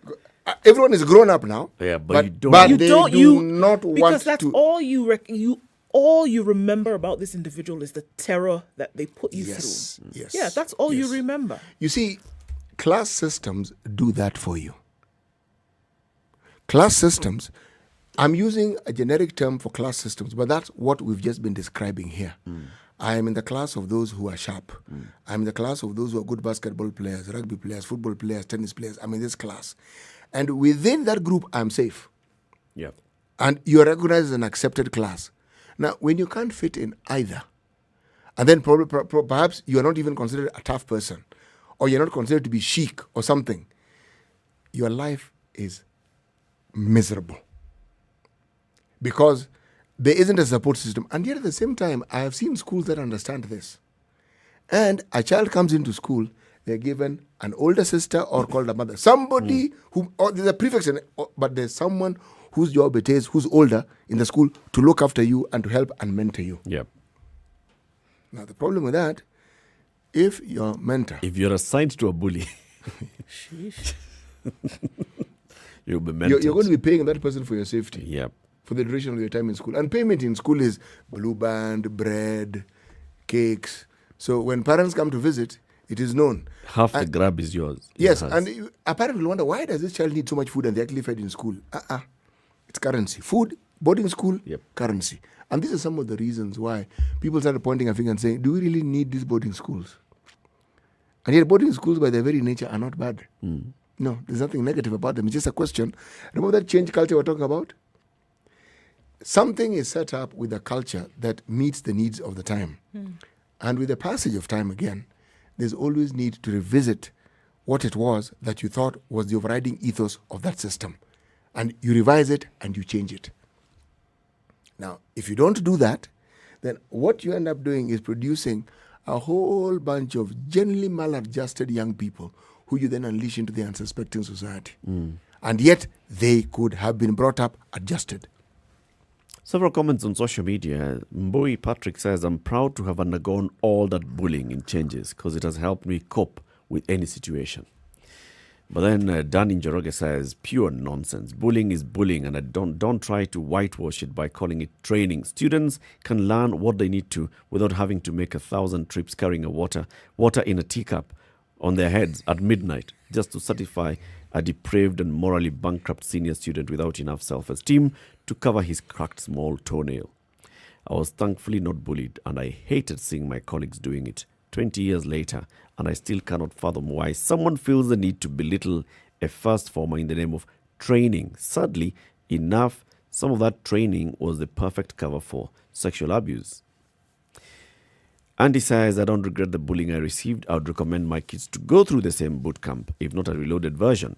In the military, recruits go through the same, not to humiliate them or teach them any combat skills, but to build character. That's the military, change village attitude, eliminate ignorance, build lifelong camaraderie, enhance teamwork, gain leadership skills, and makes one discover their own limits and strengths. Oh, no. Sorry. You disagree? That's the military. It's the military. Actually, this is an institution where you're going to learn. we had a program in this country called National Youth. You finish your Form 6, you went to National Youth. And I remember being told a story by somebody who was in National Youth, a younger relative, and told me one of the things that surprised them was the vegetables and 2 pieces of meat were in a small bowl.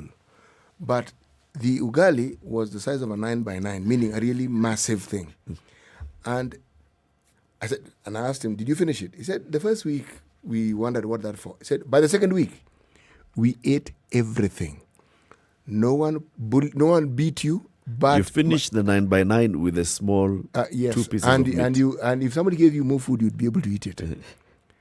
Those fellows, you ran, you trained, you burnt any excess fat your body may have thought it had, okay? And by the time, whatever months those were, you were a lean, disciplined person at the end of it. But if you look at it, there's some serious degree of bullying in those. Not serious degree of bullying. Remember, police recruits. It is a military style way of doing things. They're not punching you or slapping you. It's verbal. Complete, and they insult you, seriously. Talk to police who've come out of Keganjo and they tell you what they go through. Yes. Kurutu Kujava. And they insulted left. Yes, you are. Essentially, they want you not to forget that you are slightly better than an insect. And how does that to understand hierarchy. Yes. When you're told, when you're given orders, then you know. You follow. You don't go around creating a debating society. You don't have to insult me in order for me to follow instructions. Actually, that is what they do. But it's not necessary, and that's what I'm saying. Even in the countries where you have more freedom than you know what to do with. That's the military training. Yes. It doesn't mean it's right because it's the way it's done. No, it doesn't mean it can't be improved on. Yeah. It doesn't mean because then you give the example, it's because that's how they've been doing it all this time. That's why we do it. It has worked. But thank you. That's what you think.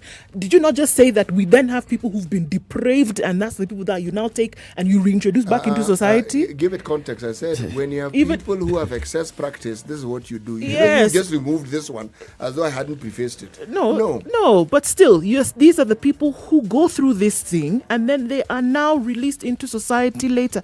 It does, because we are likening it to what happens in schools. But it is very much exactly. Like however, so people who come out of that situation and come into society later and have to, just like you said, you see somebody years later who bullied you in school. You don't even want to be on the same side of the road. In the military, you're trained and you stay in the military. That's it's my point. Years later, you are released to the public. That's why I said it's the military. That's why I said it's the military. But now some of those same kind of mentality is what we're bringing and we're saying, well, okay, that's what happens in schools. And I'm saying it is not right. The thinking behind it may not be wrong. How they go about it certainly requires a lot of Is changes. what needs to be changed. Yes. Time for a break, 27 minutes to 8. How do we curb bullying in Kenyan schools? According to a new report done in 2017, Kenya is ranked among the highest countries in the world where the incidences of school bullying are rampant. How do we address that? Do you agree that we have such serious incidences of bullying in our Kenyan schools? Let's hear from you, 0719-012-600 or SpiceFM KE on YouTube and Facebook and Twitter. As we take this break, remind you about Generation Next Challenge, where Kenyan learners can basically participate in the Kenyan National Challenge. Ages between the kindergarten to 11th grade. Register your child today in the generationnextchallenge.com to participate in the Kenya National Challenge, learning about math, computational skills, robotics, and knowing basically how to connect math to real life. Once they do that, they'll enjoy themselves and also be able to participate in a global challenge that follows after that. Good morning.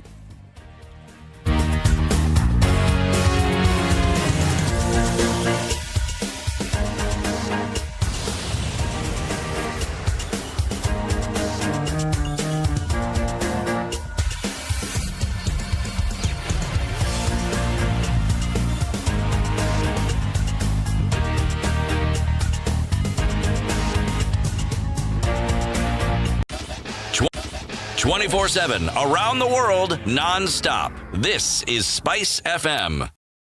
Hello. Halo, umesikia? Nimesikia nini? Hujasikia habari?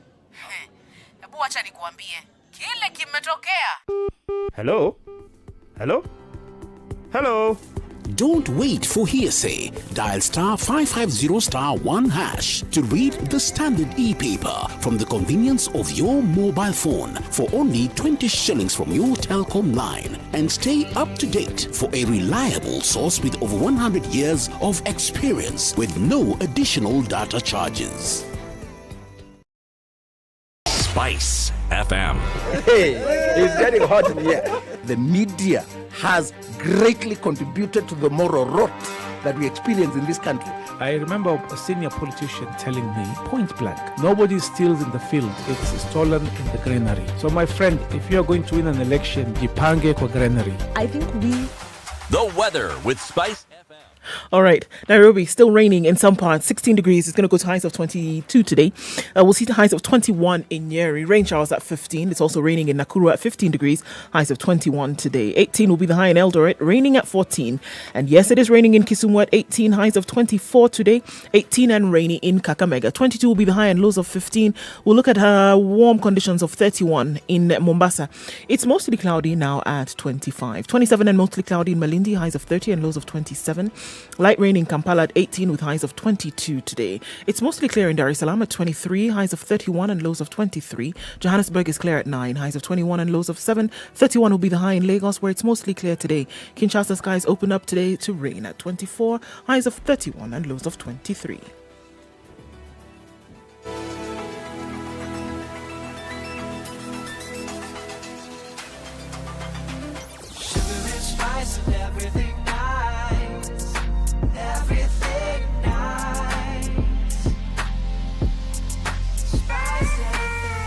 Spice up your life. Okay, guys, so it's still crazy everywhere you look, and the water really is an issue. We're looking at some waterlogged parts of industrial area. And also Mombasa Road, the Maradaima issue. We must understand, coming from the construction where it has been dug up, has now been filled with water. Traffic jam starts from Roy Sambo heading to town. Yes, truthfully, schools have opened and everybody is out today. On Thika Road, so here's a piece of advice. Use the service lanes, especially past KCA, moving a lot faster than sticking on the main highway. Coming from Kiambu Road, my goodness, bumper to bumper and beyond. Then trying to connect with Muthaiga Square out towards the Pangani underpass as you get into the city. Boss, it is very, very slow today. And the rain is coming down, not making it any easier whatsoever. In Maradaima, if you don't have a boat, you cannot go there with much ease today. So this one we have to look out for as well. SpiceFM KE, guys, let's talk. Let's try and make it a little bit easier as we traverse the roads this morning. Talk to us there. Text us on 40127. We want to get where we're going in one piece and in good time.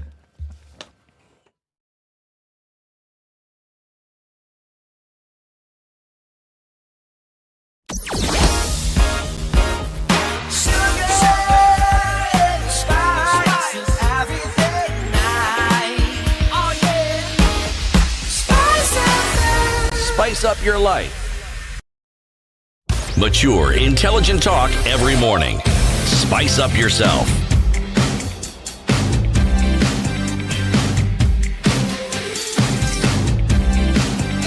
Mornings done All right, right. 22 minutes to 8 94. o'clock. According to the Global School-Based Student Health Survey that is done in partnership with the World Health Organization, Kenya is among those countries ranked highly in the world as where incidences of bullying in schools are very, very high. Do you agree with this? Do you not? And how do you agree? How many schools did they sample? It's not very clear on this particular data how many, the sample size of the schools and even the incidences that they talk And the about and how variables many that they are countries that they looking at. Yes. looked at. Huh? Yes. But, well, the issue is that there is bullying that's recorded in Kenyan schools. In one form or another, the degree between the number of incidences, types and location of bullying that takes place at public and private schools are different. In private schools, forms such as gossiping, unkind gestures, name-calling, cyberbullying, exclusion, spreading rumors, racial and sexual slurs are the ones that are common. Unlike in private institutions, public schools tend to have face-to-face like forms of bullying such as physical acts, money or items taken away, threatened or forced to do something. We're seeing very many comments coming in on social media on what people think and what they're saying about this. And we'd like to hear from you, 0719-012-600. Cases of bullying in schools. Are we seeing a change in the form of bullying that was there in previous years to what is being witnessed now in schools? Has it reduced? Is it increasing? What are people saying? Well, just before that, I mean, just looking at something else that has been put together, and it's that the severity of especially physical bullying has reduced. Mm-hmm. But then again, you can't then say the impacts that would have on one individual to the next cannot be as severe because we just don't know that. Yeah. There's no way of measuring. You can't tell me that I would feel a lot worse or better Had if I you beaten beat you. me or verbally abused me, right? So Donald says, as it is done in my school, all incoming Form 1s are attached to a mentor, a senior girl with a good character according to the stream she's in. Like mentors for Form 1, R will come from the well-characterized girls in Stream R. Thus, if a girl gets a problem, she has somebody that she can go to. Johanna Michael says, bullying is not in schools, even in workplace. It also... It's not only in schools, I think is what he was trying to say. It also takes place in the workplace. Mungai says, monolization was okay. I underwent it. It was not easy, but it molded us from softies to men who have a spine. Okay. It is true that some boys didn't cope very well, but there were a minority. Don't end monolization. It has its place in the development of an individual. Mm-hmm. Mwalimu Irongo Emos in Kisii, good morning. Good morning, Eric. Good morning, Indu. Good morning, City. Good morning. Well, when bullying is mentioned, it reminds many people. I've listened to City and I've known the times when he went to school. Well, when I went to school, it was of issue that people have to be bullied. I remember in Form 1 there was a prefect. In fact, it was the dining hall prefect who would come to the assembly. You know, he did not put on his shoes. He would come in the den, that was a boarding school, of course, and then he tells all Form 1s to lie down. Then he will take off his belt. Anakuchapa, akimaliza anakukanyaga juu ya matako. So that he can now, he can beat the next one, step on him like that, and the head teacher was there. Those times they were not called principals. The head teacher was present. Yes, then after we have been beaten without reason, later on you would hear the head teacher saying, okay, good morning. First of all, I want to congratulate the prefects because of the good work they're doing. Psychopath. So you would really wonder. You will not even have the audacity to go and report because you see these things accepted. Yeah. Now, you would allow me a little more time. As in Form 1, you know, I was among those who would be called bright. But to some extent, the beating would come all and involve all of us. So I began to fear. I had also been brought up in a family where we did not know violence, we knew nothing. So I began to fear and even wanted to run away from school. But my father used it to encourage me in one way or another. Finally, I was to a point where my father died, and whenever I explained what I was going through, nobody came to my assistance. So my performance literally dropped. Right. Now, let me come back to what I've experienced as a teacher. I began teaching in primary school before I was now promoted to secondary. Bullying is real, especially in primary boarding schools. Okay. And in fact, as indicated from the reports that has been given, it is true that the bullying is different from private schools. I began from teaching a private school and then to a public boarding school. So in the private, it is not, the physical one is not very elaborate. There, it's about gossiping. It's about making these other vulnerable students to do what they are not supposed to do for the others. But in the public school, there is beating, there is taking away items, and so on and so forth. So my suggestion is this. These students, these pupils in the primary schools, these students in secondary schools are always ready to obey the school rules. So it is my understanding, in fact, Eric, if I may say this, when I was teaching primary, I took it upon myself to change most of these things through guidance and counseling. In fact, I remember I even bought a book to give me skills on guidance and counseling with my own money, and it changed many. However, the school rules, which I just given without being followed up to see whether they are being followed or not, are very, very important. Students are always ready to obey the law if all teachers, and particularly the head of the institution, take it upon themselves to tell students, we don't want bullying here. And if the teachers go around finding out who is meeting these atrocities on others, in fact, it will stop, if not reduced by a very high percentage. Okay. So it's the Ministry of Education, the Teacher Service Commission, and the school board, and also the teachers to come up and stop bullying. It is possible. Thank you very much. Thank you for your experience. Eric, I want to speak to you in private, please, if you don't mind. All right, we'll get in touch privately. Oh, okay. Asante sana Mwalimu Irongo Amos. Nyawera. Hi, Latif. How are you? Very well, thank you. Good morning. Good morning. Good morning, Nyawera. Good morning. Now, my question is, I keep hearing people saying that we are bullying kids so that we can make them tough. And I'm like, what is the definition of tough? Thank you. Because I don't think you have to be mean to me for me to be tough. When you're bringing up a child and you want to teach them, say, financial literacy, you teach them in various ways. Like if that child, say, you give them the allowance and they go spend it recklessly, then you take away that allowance. By doing that, you teach them the tough lessons of life, of how to use their money and how to be responsible. You see, the thing that we do not understand is that the things that are done to people through bullying, they will carry it on in their lives, as Titi has said. And you see, the person you're bullying, you don't know the background they're coming from. You don't know the upbringing you're coming from. Imagine you're bullying someone who's coming from a violent home. Yep. What impact are you having on this person in the long run? And in as much as we say that we're toughening up people, I think we will also not sit down to think about how these things affect us subconsciously, but we just don't realize. Because I feel like someone who bullies you is someone who's very insecure about themselves. So someone who's a bully in high school will go to be a bully in, like, when they go to university. They're the bullies who you see in leadership. They're the bullies you see in the workplace. Because there's bullying in the workplace. There is bullying in marriages. Like the entitlement and the meanness and the crashness that comes with people's behavior, all that stems from somewhere. So I really don't get where this concept of we are bullying people to toughen them up.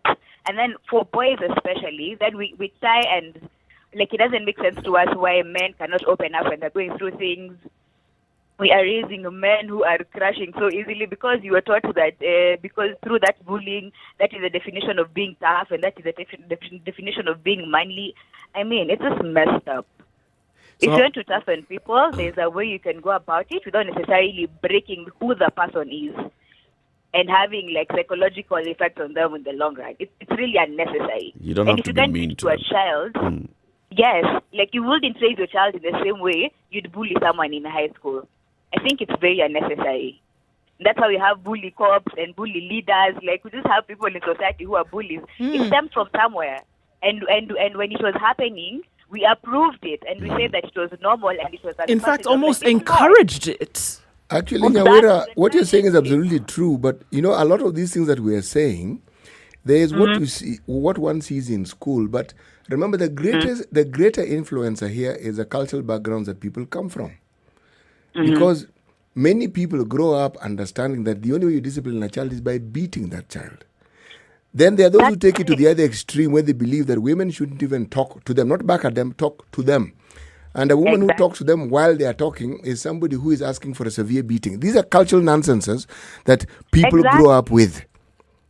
But you see what you're saying, in as much as like the buck has to stop somewhere. Yes, it has. So you were brought up, you were brought up knowing that. But then I think that's where common sense and being an adult, like when you're being brought up and you're being brought up in your parents' house, they're the ones who call the shots. So then at that point, you might say that this is what you saw growing up. But then I think at some point, you are allowed to sit down and question and unlearn. Well, okay, so this is what I was taught. A woman is supposed to be seen and not heard. A man is supposed to be beaten up to toughen him. And, you know, like you're supposed to take away his food and call him all sorts of names. Fine, that's what you've learned. But was it beneficial? And is it beneficial? And should it be carried forward? Because it really saddens me to hear someone say that I was bullied and I'd want my child to go through the same or even more. And I'm like, what generation of people are we, like, what generation of people are we, you know, are we looking to grow? Are we looking to bring out to society? We wonder why we have people who are always so bitter and so angry. People haven't dealt with issues from, I don't know what age of their life. 20 years ago. Exactly. It's unnecessary. Unlearn the things that are not beneficial. Unlearn the things that leave traumatic, you know, psychological. And then, you know, in Kenya, we don't, when you say traumatic and psychological things together, like aizon tuzazungu, traumatic ni nini, si tunakuanga watu wagumu, Afrika ni watu wagumu. But you gumu, that's why we're seeing suicide rates here on the rise. You know, because people have things that they have, they thought were minuscule, but in real sense, they did affect them psychologically. It's only that they're not privy to it. So let us unlearn things that are said to be making people suffer, but in real sense, they're breaking people. It doesn't make sense. Let's raise healthier people. You can be tough, but... Something that could have been curtailed, this is something that could have been balanced. But in a system where bullying was encouraged, you found some genuinely horrible people sort of like mushrooming in some of these situations. Absolutely. And yet, if you look at the age of these people, these are people who even need help. They are young. I mean, you are asking a 16, 17-year-old to make decisions for 13, 14-year-olds. Yeah. This is a person, if you look at the development of not just the adolescent mind, but let's talk about the adolescent mind. The connections that make it possible for you to be reasonable, for you to understand consequences, which is the cortex, hasn't quite connected. It doesn't do that at 16 or 17 or 18. So this is a person who may be intelligent, may have a clear understanding, but they're actually not mature. They're not yet mature. No, they're not mature. It's interesting that you say that, because just looking again, this same survey that was done in the States, where before they made these federal anti-bullying laws, then across the states in the US, and then within public schools, these same number, this 137 out of the 150 boys that they had actually spoken, boys and girls that they had spoken to, they said that when they called in parents to speak to them about the bullying status of their children, 67% of these families declared that these children showed no traits whatsoever of aggressive behavior. If anything, they were extremely meek and gentle at home. Goes to show you that when they went to school, when they left that situation, that's when they that express was themselves. is when they were able to express themselves, which is why I say that it must be a balance here. That when they come to school, a lot of times it's an escape from what they are facing at home. And I think there needs to be a very, very keen eye to say, okay, what is going on here, even at the school, and how can we then be able to sort this? And in as much as school is a place where you go to learn, it also is a place where you're being molded socially. And I think those things need to be picked up on. And it shouldn't be anymore whereby we say, yeah, well, it's accepted. We know it's going to happen and they'll be fine. No, you're putting out people into society who are not fine. People who've come in who already have a problem. And then you've allowed this thing to foster over time. We put them into society. They are not fine. Whether it is those who are being bullied or whether it is those who are bullying. Ed Getonga in Nyeri, good morning. Morning to you, Dave. How are you doing? We're fine, thanks. Now, there is one aspect of bullying that people, I think there's a disconnect, so to speak. Because actually the teachers that are there are the same age group as the parents at home, right? And Eric, the bullying that we were going through during our school years wasn't emotional in any way. It was more of physical. I know how we were brought up. If it is physical, then you also have your own tricks to get back at a person, and you would be at par. But here's the thing. Right now, the bullying that is going on is more emotional than physical. And then, when you add physical to the emotional, and then, mind you, this child doesn't have anyone to talk to. Because when you go to the parents, the same parents are saying, bullying wacha tu iendelee, hata si tuliweza na tukafaulu. But the problem is, you're forgetting that was during your time. This time round, people are dealing with different things psychologically in a different way. Children these days take things differently than the way we used to take them. In a way, I think there has to be a connect between the students, the teaching staff, and the parents. Because also you would find that for that student, maybe you've gone through bullying. When you go to school, to the teacher and report, well, you're going to be the black sheep, and whatever is going to be meted out against you is going to be huge than what you even went through. Ed, can I ask you to consider something?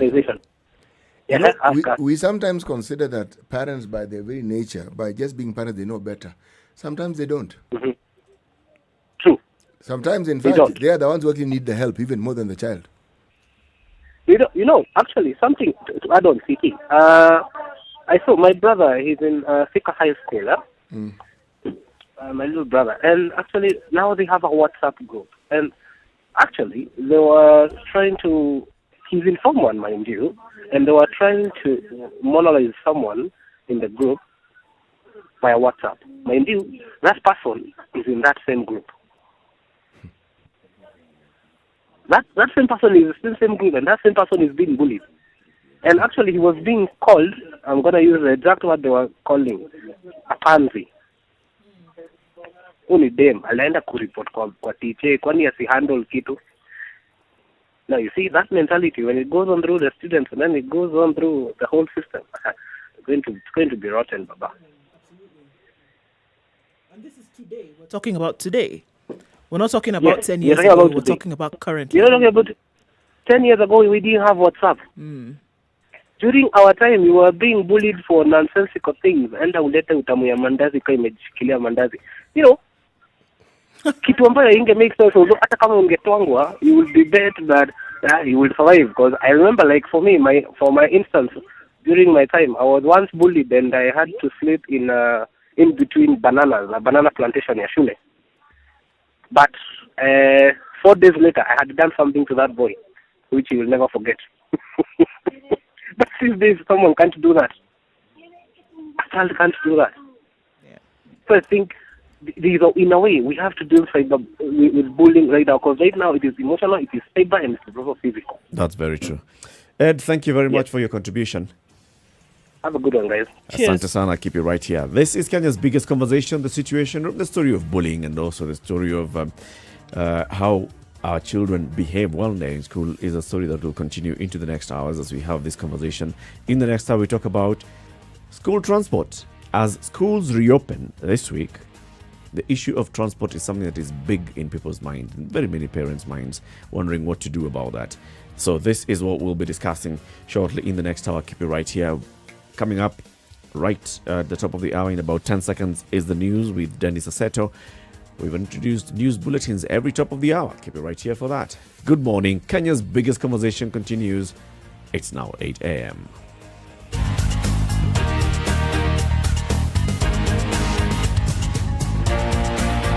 The latest news from around the world. 94.4 SpiceFM. I'm Dennis Asato.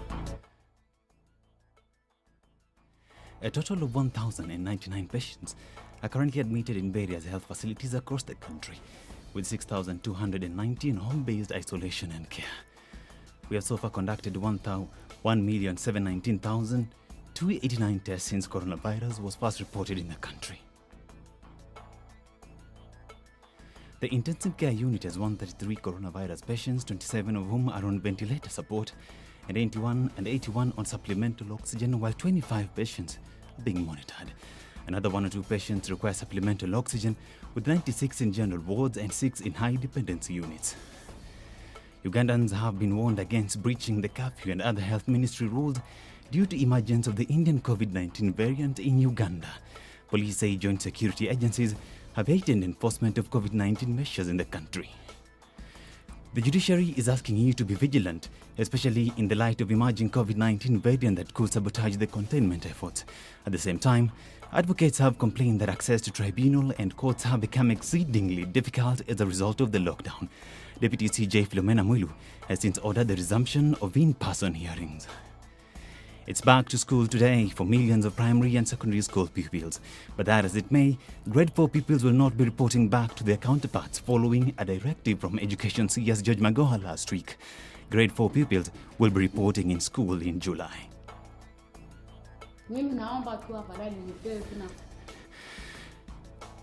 A day-old baby was rescued from a pit latrine in Nyeri County. A resident was about to use the latrine when they heard a baby crying, prompting quick action to try save the life of the innocent soul. The infant was taken to Nyeri Provincial General Hospital while efforts to locate the mother continue. It is believed that the infant's mother moved into the neighborhood about 3 months ago and hawked smokies within the town. Shujaa lost 31-7 to South Africa in yesterday's final of the first leg of the Rugby Africa Solidarity Sevens. David Selvins made 2 successive tries of the box, but the host failed to convert either of them and Kenya clawed back. That's your news. I'm Dennis Aseto.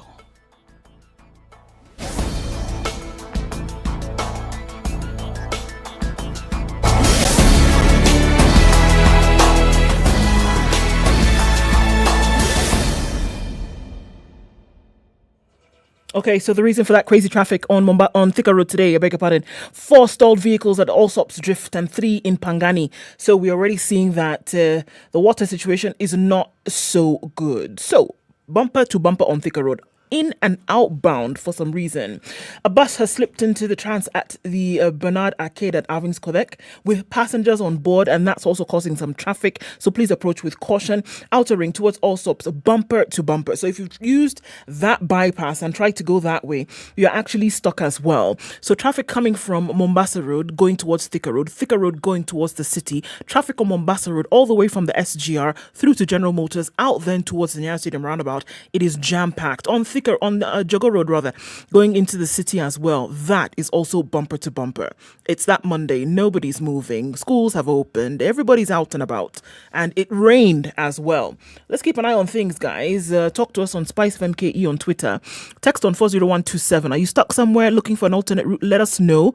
Are you also finding an alternate that people can use? Let us know as well, so we can share that info as we go through the morning.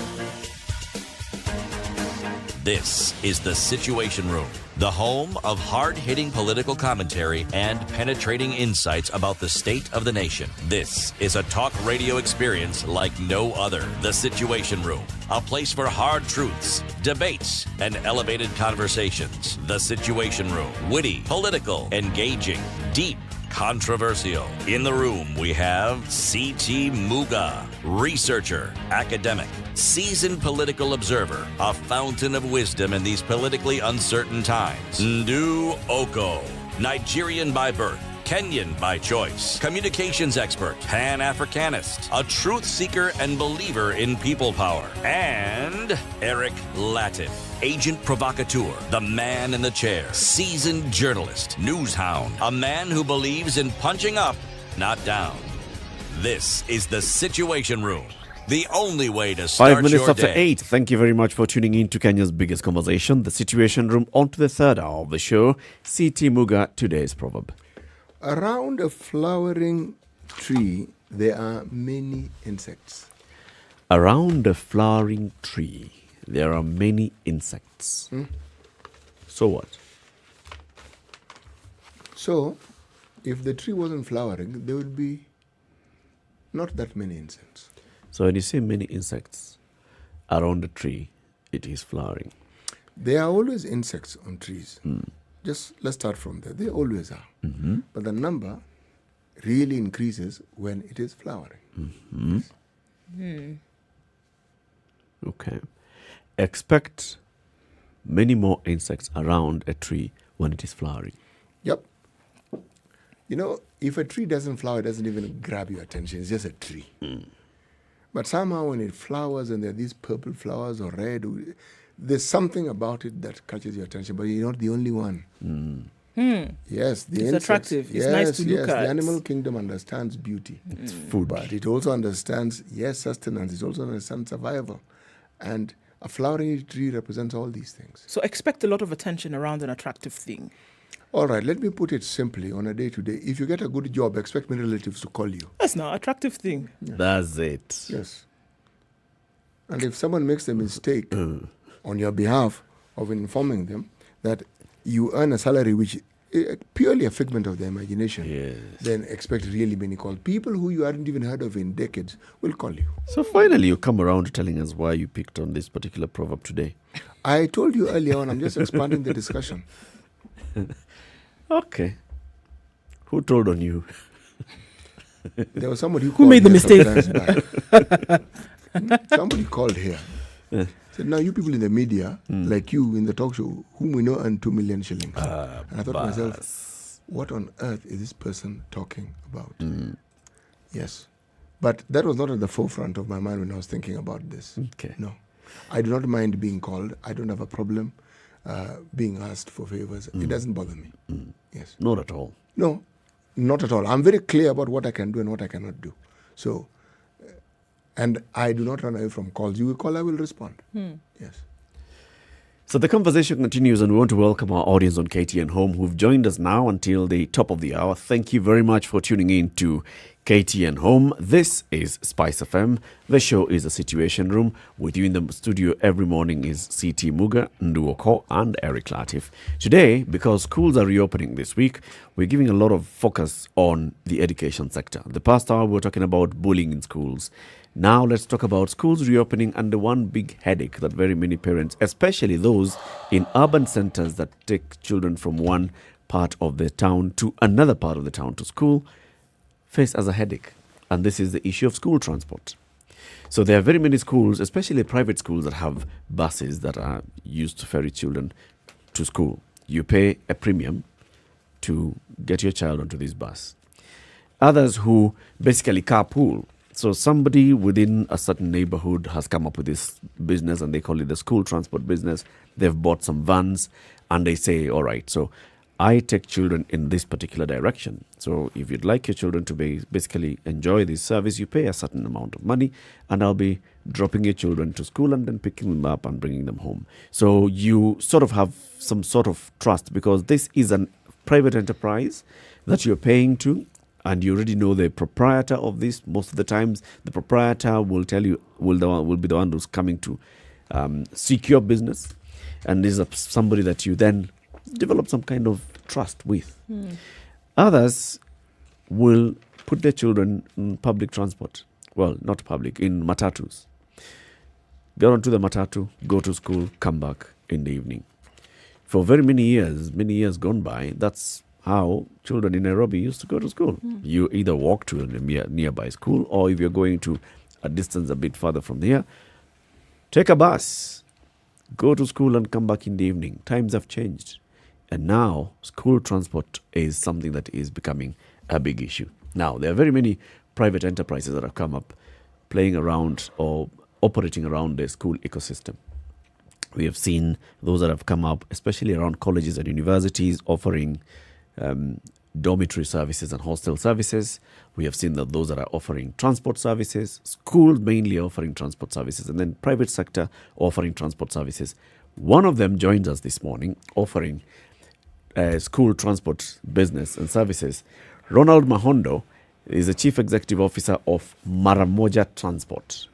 Ronald, good morning. Good morning. Thank you very much for joining us. Welcome to the Situation Room. Thank you for inviting me to your program. Now, tell us about Maramoja Transport. I hear Maramoja and I can just imagine what you mean is chap. Quick, fast. Yeah, you've actually gotten it right, sir. We are Maramoja Transport, location-based taxi app with a difference in the sense that we are community-driven. Okay. That's jargon. Let me rephrase the question. Okay? Yes. It's Uber for schools.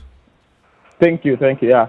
So it's not necessarily Uber for schools, but we are a taxi app that enables users to actually be able to find their personal drivers and their friends' personal driver. So the key difference which we have is we are driven by trust, where users are able to actually curate the drivers that they like, know or trust, and then anytime they want to move from one point to another, they're able to find them if they are available. We've currently been focusing on corporate, so schools is one of the things which we are now venturing into. Okay, so it's like the private taxi services that would then be contracted or work around a certain organization. So, for example, the Standard Media Group requires a lot of transportation back and forth. So you position your vehicles around there, and the people around this organization already know the cab guys. Exactly. So it's more or less like that. But you can also, as an individual, apart from a corporate, be able to curate the people that you like, know or trust in the application through a touch of a button. And anytime you want to move around, you can use them. Okay, so how exactly does this work, especially for school transport? If you can walk us through it. I have children I want to take to school in the morning and I want them to be picked up in the afternoon. How does this work? Yeah, so in this solution, what we've tried to do is we've tried to answer two main questions and challenges which people face. The first one is, do you want to sacrifice your convenience for safeguards, or do you want to sacrifice your safeguards for convenience? So our solution, what it does, different from any other, is that you're able to curate the person that will actually be carrying your child, and then you're also able to set the time that you want your child to be picked from home and from schools. And then what we do is we're able to map how the vehicle will move around, in the sense that our main priority is to make sure that your child doesn't spend too much time on the road.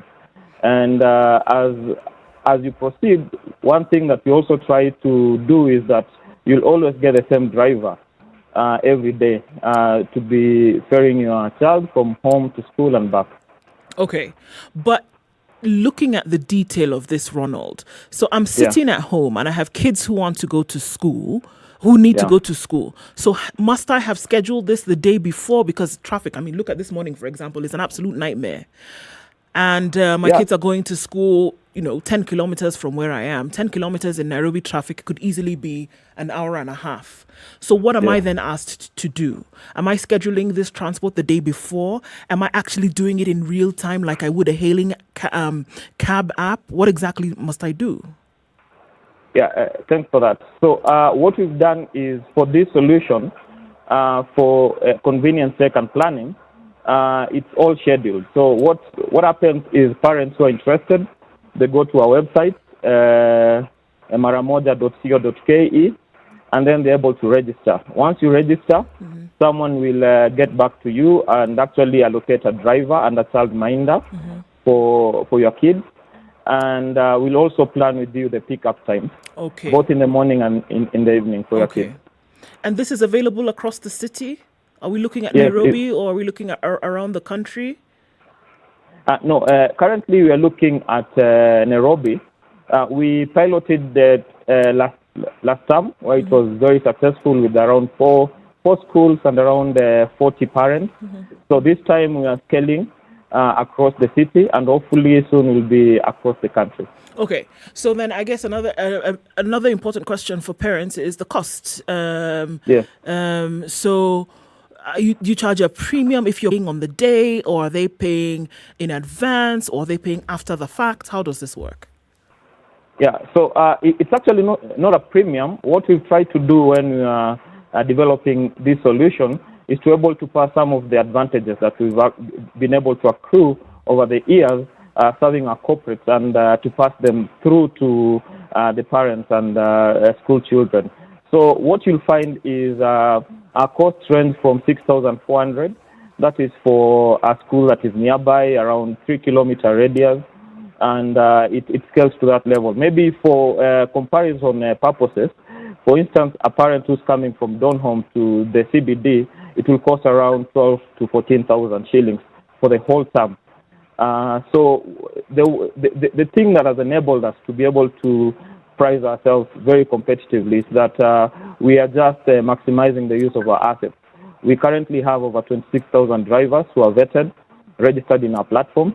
And what we saw is that there's a big challenge and a big gap when you look at this ecosystem and markets in terms of there are people who are actually forced not to take their kids to schools that they prefer because the schools are a bit far, probably out of the radius which the school bus are operating, or for other purposes. So what we've tried to do is to fill this gap and give parents a solution, and also give them safeguards that they actually need when you're dealing with children. Okay, so I think another also. So are you putting children from different areas in one vehicle, or are you able to do it so that everybody kind of gets their own vehicle? I mean, are you following the carpooling method with this? So as you map, as somebody schedules, I have a trip for today and I'm in this area, are you then able to intelligently map and say, so we have this certain number from this area, and then we can now plan this morning? Dara, pumped with traffic today. It is not moving. Going out then from Westlands is not too bad today, but Mombasa Road, it started with the rivers and oceans of Mombasa Road. That has affected traffic majorly, and it's very, very slow. Thika Road, we're looking about 7 vehicles stalled so far, and it's also contributing to the traffic situation. It is not a pretty sight at all. So we're dealing with major traffic. We're also dealing with rain at the same time, guys, and everybody is out on the roads as schools have opened. We're going to keep repeating that, looking at the reasons as to why. The construction doesn't help either. It slows things down considerably. So this is what we're dealing with. It doesn't look like a pretty Monday morning, but we're going to have to get through it, right? The outer ring going on the Eastern Bypass also is a very, very slow today. The Southern Bypass also, but it's offering some good reprieve. You can use that getting into the city. It'll be longer, but it'll be faster. Let's look at other options as they come in. SpiceFM KE on Twitter. Text on 40127.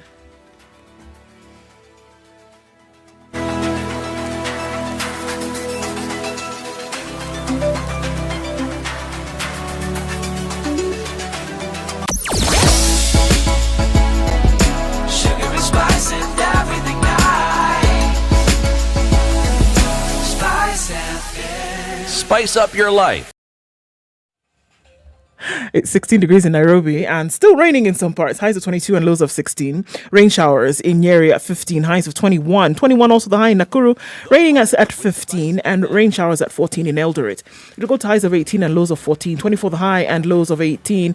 Kisumu is raining. Kakamega is also raining at 18, highs of 22 and lows of 15. Mostly cloudy conditions in Mombasa at 25, highs of 31. Mostly cloudy in Malindi at 27. It'll go to highs of 30.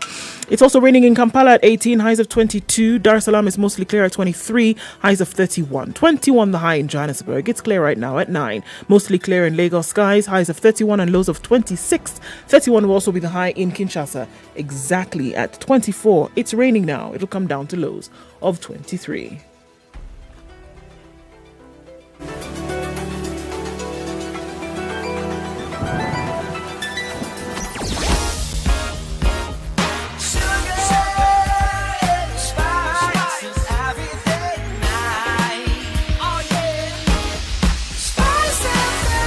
Spice up your life. Mature, intelligent talk every morning.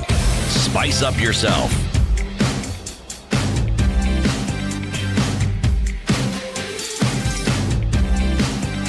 Mornings done right. 94.4 Spice FM. 29 Nairobi. minutes after 8. Kenya's biggest conversation continues. In the Situation Room is Eric Latif, Nduoko, CT Muga. So Maramoja Transport is seeking to offer a solution to the whole school transport headache for very many schools, for very many parents. Now, it also raises the issue about our non-existent public transport system, where really, if you think about it, with all the schools in Nairobi, first of all, one of the things that influences somebody's decision on where they want to live is where they want to take their children to school.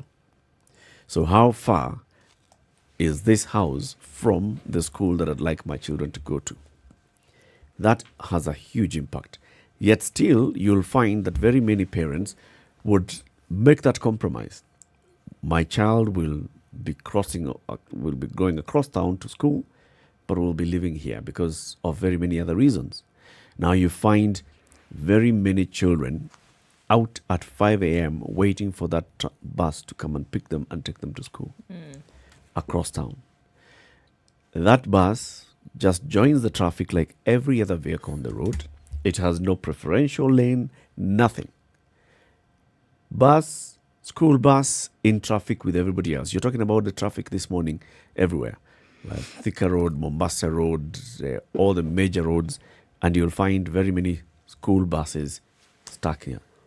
Now that raises that issue of ours. What is it that needs to happen to actualize a public transport system? Conversations have happened. In 2017, the president, it was actually gazetted, the Nairobi, it's called what? Namata. Let me just read what it says. Nairobi Metropolitan Area Transport Authority, which covers Nairobi and the neighboring counties, that is Kiambu, Machakos, Kajiado, right? And to some small degree, Murang'a as well. Machakos, Kajiado, Murang'a, Kiambu, and Nairobi. And it looks at how you can have a mass rapid transit system comprising of bus rapid transit system, commuter rail system, and non-motorized transport system. Conversation that has been happening. There's an authority in place. They've been doing things. They went and painted the road, the thicker road, but the issue of actualizing this seems further and further from realization. I don't know. When we talk about a public transport system here, it doesn't exist. I think we just need to be very clear about that. Public transport here doesn't exist. What you have is public service vehicles plying certain routes, but in terms of a coordinated system whereby you know exactly what is going to happen at what time and who's allowed to go where and who's allowed to do what, that doesn't exist. I think there have been several attempts to get it there, Namata and such things, to get it there. But in terms of how a public system, a transport system should operate and the different things in which it needs to happen, such a thing doesn't exist right now. There are some efforts to have it running so that what you have right now, if you want to look at it, is that you have certain routes and you have certain vehicles plying those routes. That is it. That then is able to take people from point A to point B. You have that government has come in and then tried to make it a little bit more coordinated so that you have certain terminals where people essentially board and alight from their vehicles so that it can be done in a coordinated and not so messy manner. Of course, the jury's still out on whether those work very well or not. Most recently, we've seen that the Nairobi Metropolitan Services has tried to then earmark the former Luna Park to the Green Park terminal now and say that dock and load there, board and alight there, so that we can have a more coordinated. So you have the routes being channeled in a certain direction. But in terms of coordination of a system, it doesn't really exist like that. So many things would be made so much easier if you actually did have a public transport system. So that a lot of these things that we see, like the traffic that we see this morning, everybody who is coming from one place has to use this same route to be able to get to where they're going. It's not coordinated in terms of timing. You cannot be assured that you'll step out into the street and that you will get a bus at 1 o'clock if you want to go to Westlands from Mombasa Road. Yep. It's not assured. You don't know. You just play it by chance. And if it rains, God help you. You don't know. And the fares can go up anytime. Anything can happen.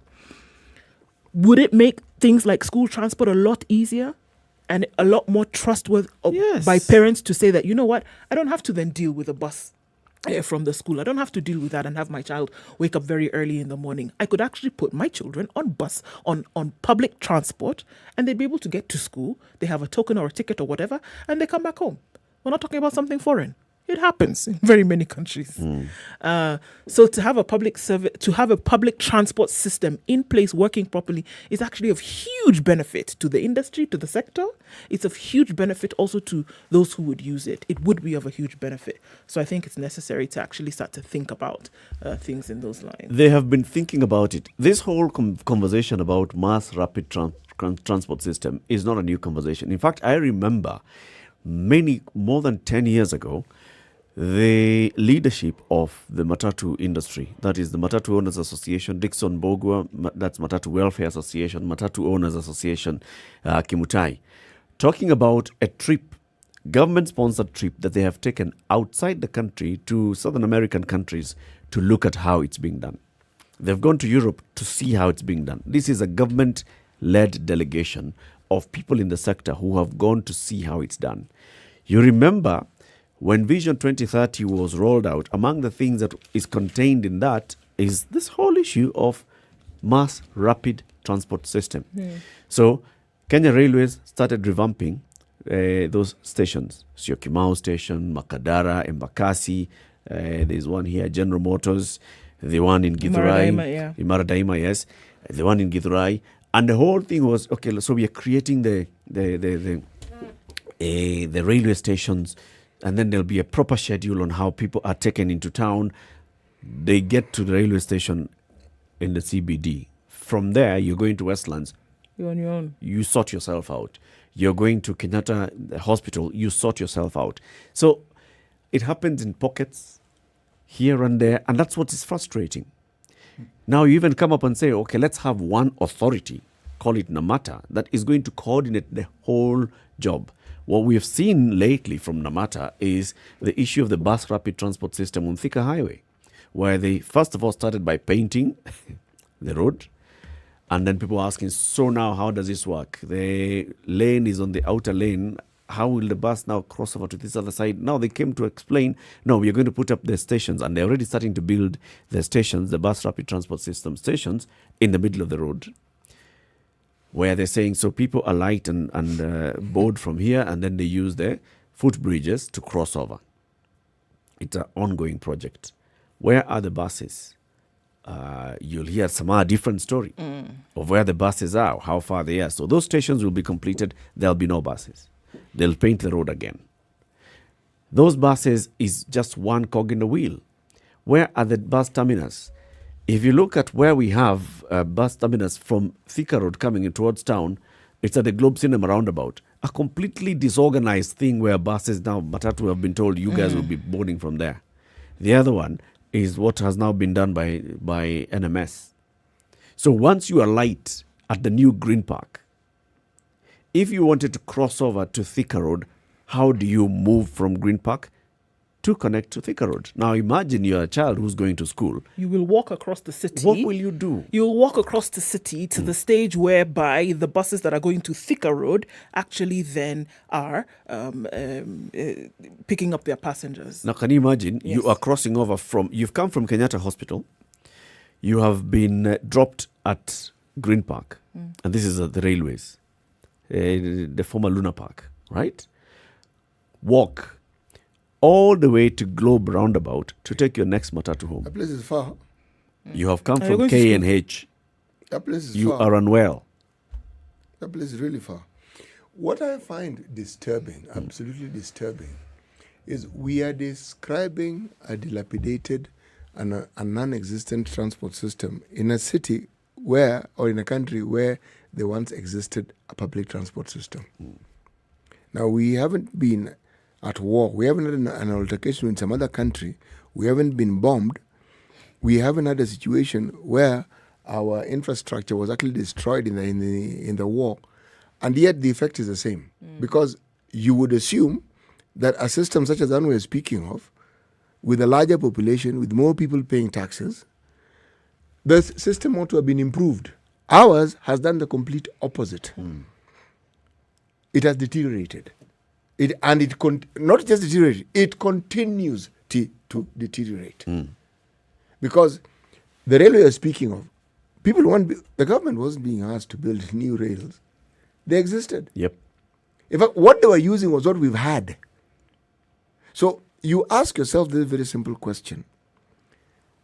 When you talk about the welfare of people, and you talk about the welfare of the children, and you talk about the welfare of the future of the citizens of this country, and something as basic, because when you're talking about public transport, it's not just for students, it's for their parents as well. You have to ask yourself, is this thing really that difficult to put into place? Is it really that difficult? I'm sure if you actually spoke to the people in the Ministry of Transport and all those other things that ministry represents, they will tell you that there's a plan in place and they can run you through that plan and you will actually see the sense in the plan. The problem is, I think, in my view, the disjointed nature of implementing this plan. Kenya Railways got new wagons, right? Are they wagons? What are they called? They're called wagons. Those new trains. You know what the engines? The engines and the...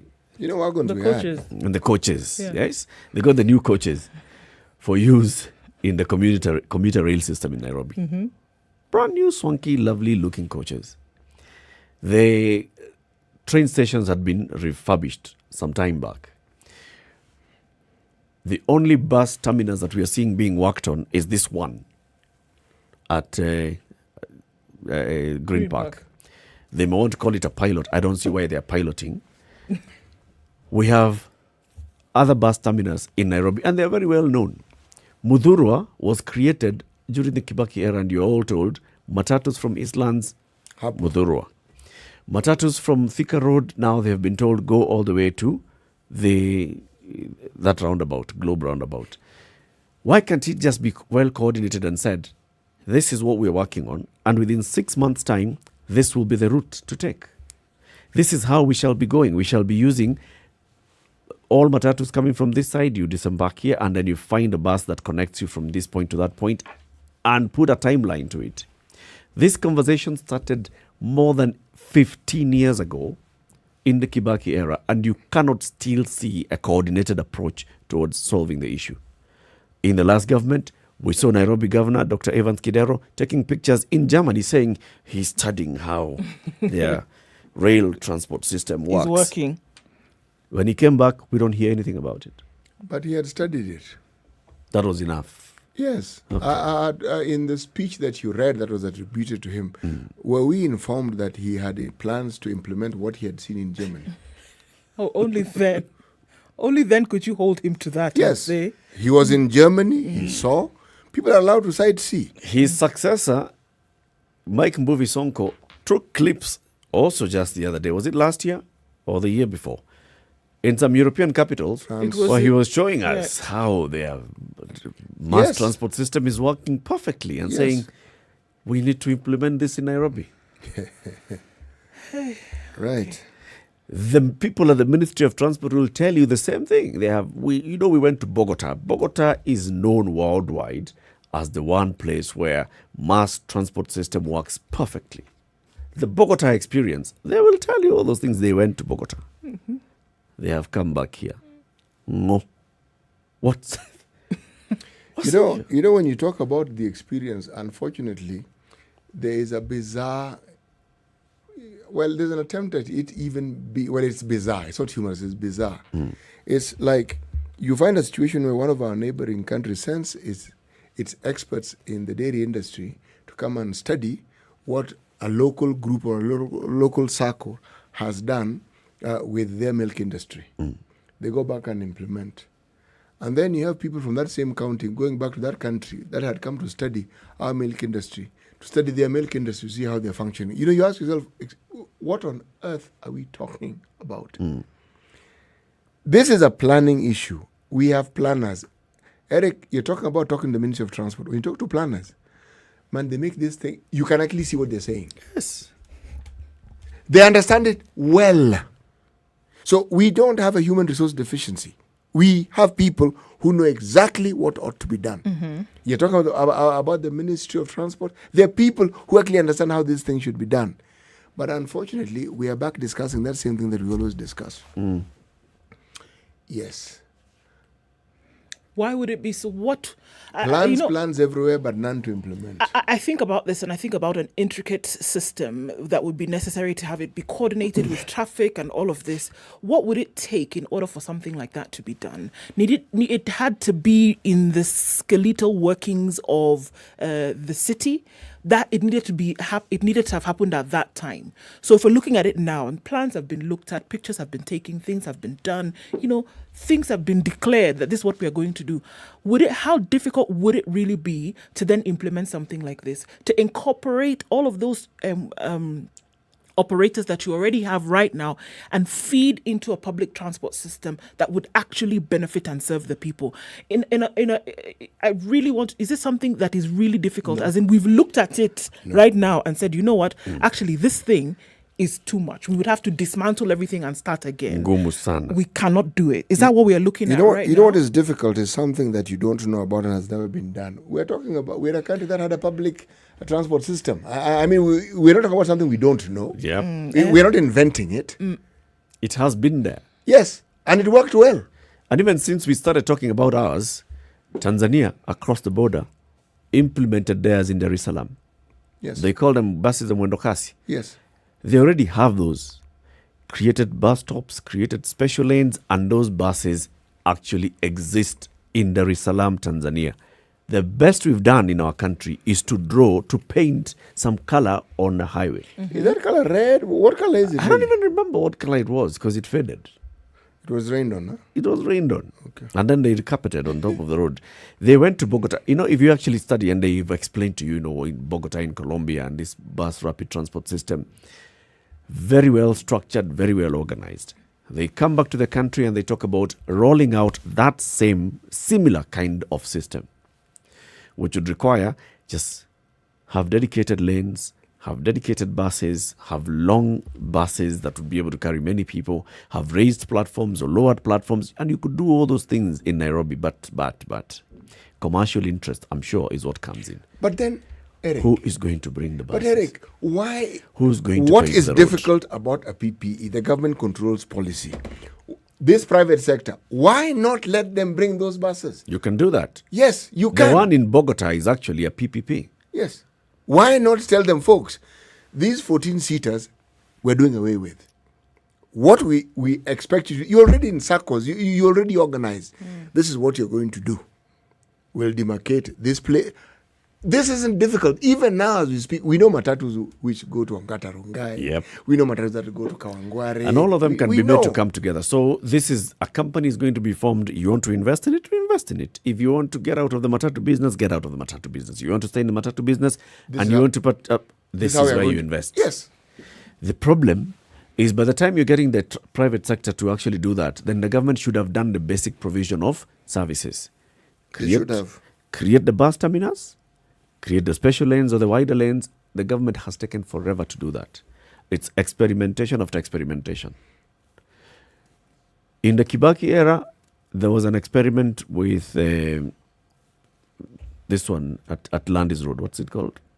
I've just called it. I don't remember. Mudhurwa. Yes. Experiment. In the Uhuru era, we now have an experiment. Let's wait. In the next government, we'll have another experiment somewhere else. It just takes forever. We are still experimenting, creating a stage. There was experimentation of creation of a stage in Westlands. Whatever happened to that Kenya bus terminus that was in the middle of town? Who knows? Kencom. No, Kenya bus. No, there was a terminus where all the buses would congregate there as they went to the various routes. Yep. And then there was another in Isili. Yes. Big grounds, and it was just this was the terminus. This is the terminus where and you went there, you found all those buses. It's not the case anymore, clearly. That's what I'm trying to say. This discussion isn't a difficult one because we're talking about a situation where we already had public transport and we've seen how it works. And you know what is strange about that public transport that you speak of? It was even timed. You knew.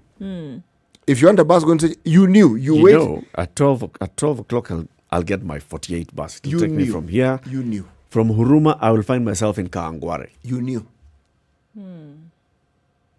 And by the way, that bus traveled whether there were 2 people in it or 3 people in it. Yep. Because they understood there would be peak hours and they'd make up for those peak hours. But they kept their time. So what happened? Kenya happened. First of all, business people come in. Then government does business. People in government do business. Yes. And they want to participate in it, so they want to frustrate everything else so they can allow this to thrive. Everything else just comes in. An increase in population. We are talking about 4-5 million people in Nairobi every day. Those people need to come in. Those people need to get out. What has been done to facilitate that? Planners come up with the blueprint of what needs to be done. It just simply doesn't get done. That's why I said Kenya happened. Because all those plans that we speak of, there are people who, because of their myopic, short-sighted perspective on life, cannot see how they're going to benefit. So no one else benefits.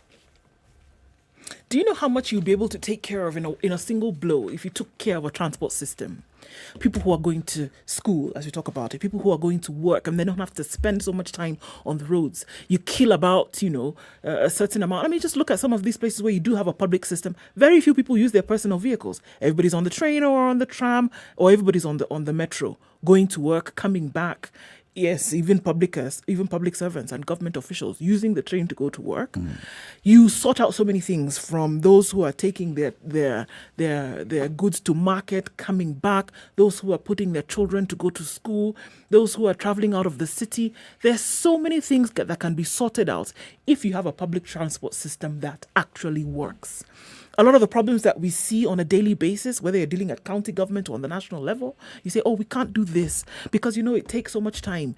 The cost of doing business is so high because by the time you go to attend a meeting, you're in traffic for 2 hours, you come back another 2 hours, you spent a lot of time, you've wasted money. I think we need to start, it was interesting that you talked about Kemsana wanting to hire a change thinking expert. Culture change, something like that. A lot of these changes start from the way in which we think. And I think that perhaps, I laughed at it earlier, but I think, you know what? Maybe these are some of the things. Here I was reading something serious and you are laughing at it. It was the manner in which you were delivering it that was funny, not what you were delivering. But we'll have not that I was funny. We'll have a conversation about that later.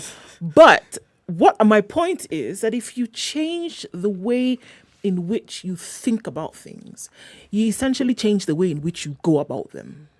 True. And I think that's what needs to be looked at now. If you don't just look at transport as getting people from one place to the next, but if you look at an effective transport system as a solution to so many problems that you're dealing with at the same time, then it ought to then change the way in which you implement and the speed at which you implement. It must be looked at like that. If you do the maths, there are these 25-seaters, as we call them. These very fancy multicolored vehicles, okay? 20,000 of them, if you do the maths, would cost something like around, say, 60 billion shillings. Okay? Now, are you telling me that if you do this maths and look at the circles that we have, that if they put their minds to it and they colluded with Kenya Railway Services, are you telling me that they would not be able to build trams? These things that we're saying. Because if you're talking about making sure that the private sector does not lose out, okay, government doesn't want to get involved with, okay, don't. But provide policy, provide a platform on which this thing can function, okay? If you look at just the number of these so-called matatus on our road, those things are many, and the people have bought them, and they are in circles. So this short hop of getting the SACCOs to understand they can still be in a profitable enterprise and yet serve the interests and the needs of the people. That shouldn't be that difficult. But again, the myopic, short-sightedness of the way we go about things. Remember the example which was given not very long ago of what are these people called? Nairobi Hospital. Remember when this lovely hospital that was put up for 1 billion Kenyan shillings. Remember it? Yep. And we were told exactly what it has, what it doesn't have, what it's likely to have, the number of rooms. The COVID facility.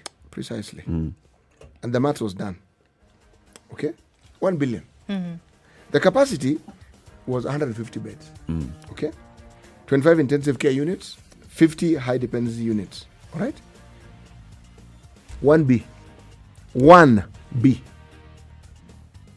And they got it done. Built, fully equipped. I'm not saying that this is just stone. It's operational as we speak.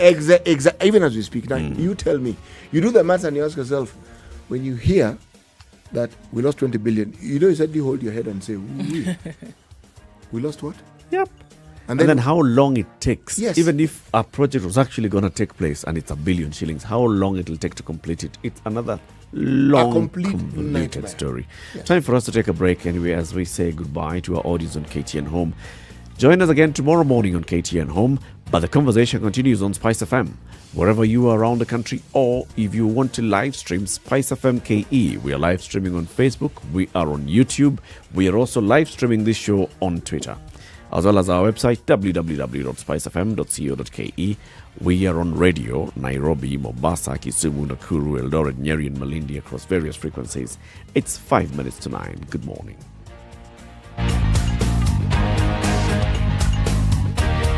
Spice FM. Hey, it's getting hot in here. The media has greatly contributed to the moral rot that we experience in this country. I remember a senior politician telling me, point blank, nobody steals in the field, it's stolen in the granary. So my friend, if you're going to win an election, jipange kwa granary. I think we are suffering from Stockholm syndrome.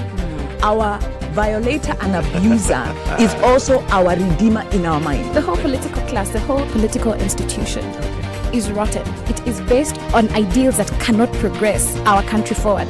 This is the Situation Room, the only way to start your day. Mature, intelligent talk every morning. Spice up yourself.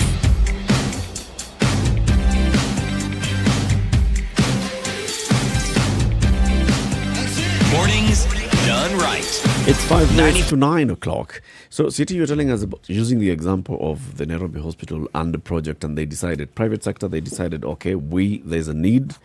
We have been contracted by people to provide the service for them and also provide service for our other clients. Here it is. We shall get it moving. It's done. If you just look at the money that we keep talking about in terms of billions that are lost, 3 years, not 10 years, each county in this country, 47, would have had 3 such facilities. Each. So, what would mean that in just 3 years, the bed capacity would have increased by 600, ICU by 100, HDU by 200. I mean, the question is, this is not arithmetic that is difficult to do. Just like I mentioned about the arithmetic with the matatus. It's not difficult to do. But somehow, the fact that we have matatus running tell you have people who are willing to invest in the industry.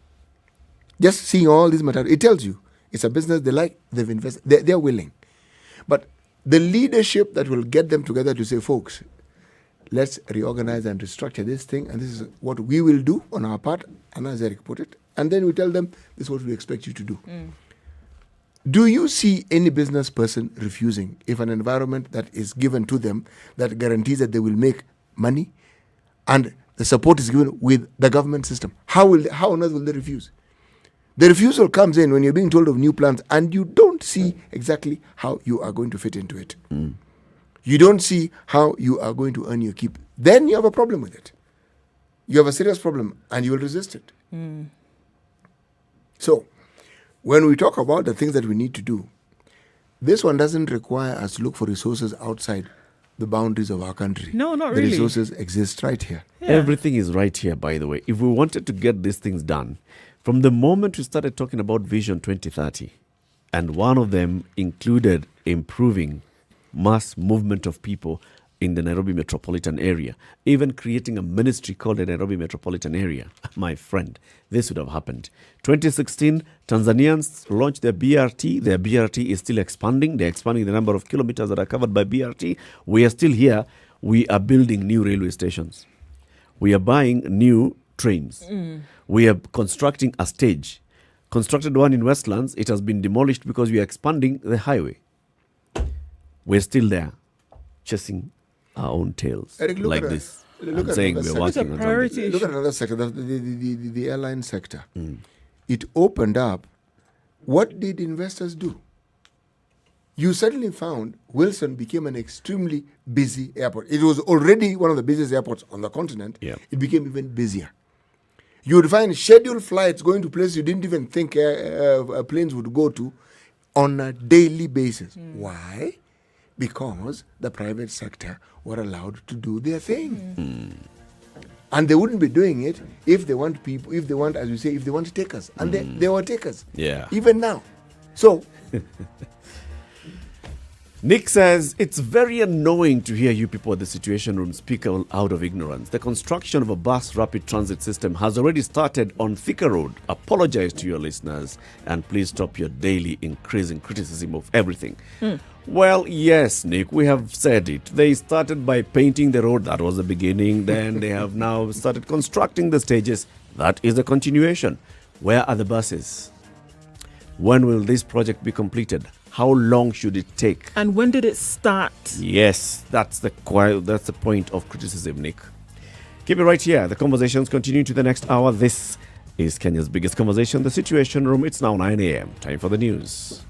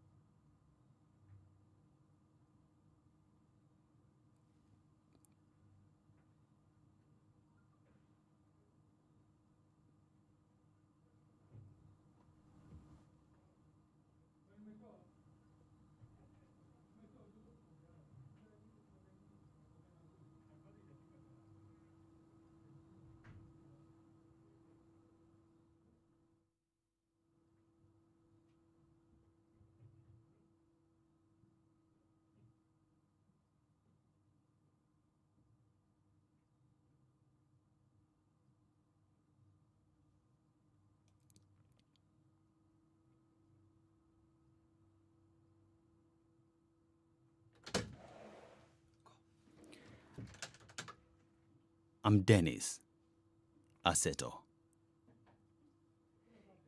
It's back to school today for millions of primary and secondary school pupils, but that as it may, grade 4 pupils will not be reporting back with their counterparts following a directive from Education CS George Magoha last week. Grade 4 pupils will be reporting in school in July. Every Kenyan child must be treated equally, and so I hope this point has gotten home. We have received reports that certain people have already sent fee guidelines that they want their grade 4s to report. Go and create your country, create your government, and then create your education system. We also look forward to the release of the KCSE results today, which we will cover throughout our bulletins.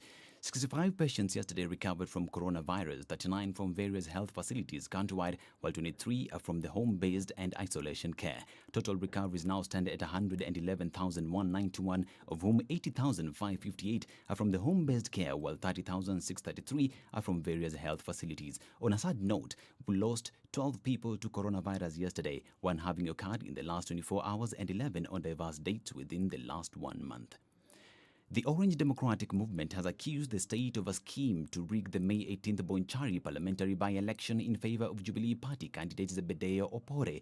It was written to the IEBC protesting the alleged use of state agencies to campaign for the candidate. It is the second time the Raila Odinga Party is pointing fingers at state operatives for meddling in a by-election. Young African environmental activists insist that it is crucial those most impacted by climate change have a bigger say in the decision-making to find solutions, including at upcoming COP26 UN climate talks set for November in Glasgow. Nigerian environmentalist Olumide Idowu said African youth could no longer afford to be spectators of its future, adding that they must be part of the solution moving forward. The United Nations Office of the High Commissioner for Human Rights is calling for amendment of Ugandan bill on same-sex relations that it says would violate human rights standards and undermine public health. The bill, passed by the Ugandan parliament this past week, but not yet final, has been under development since 2015 and gone through several significant changes. Under the bill, they note consensual same-sex relations would be harshly punished and would sex workers those infected with HIV. Barely 100 days to the World Athletics Under-20 Championships in Nairobi, local organizing committee chairperson Mike Rabai has reckoned that they are not leaving anything to chance to ensure a successful event from August 17th to 22nd.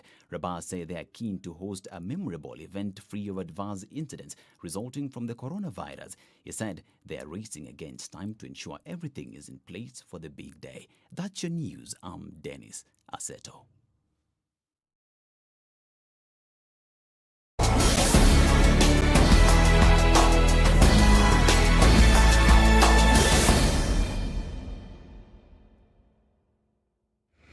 All right, so yes, still jam-packed on Mombasa Road today, headed out just before General Motors, and that means that traffic really is looking quite bad. The water situation is not helping either. Getting towards the Nyeri Stadium roundabout is a spectator sport today, and so traffic is really bad on Thika Road as well. Coming towards the city centre, it's taking time to get to the city. The service lanes are what you can use in terms of an option for today. The Eastern Bypass is jam-packed, moving slowly for those who are using that option to get round to Thika Road, and then also, of course, using Outer Ring. In and outbound on Outer Ring is very slow today as well. Where is it looking good? The Southern Bypass, you can use that to get out of Mombasa Road, get towards the city centre. Taking time, but it's faster at this point, so use that as an option. Let's keep looking at the state of things, guys. SpiceFM KE is how you can talk to us on Twitter. Let's see how that opens up. Text us as well on 40127.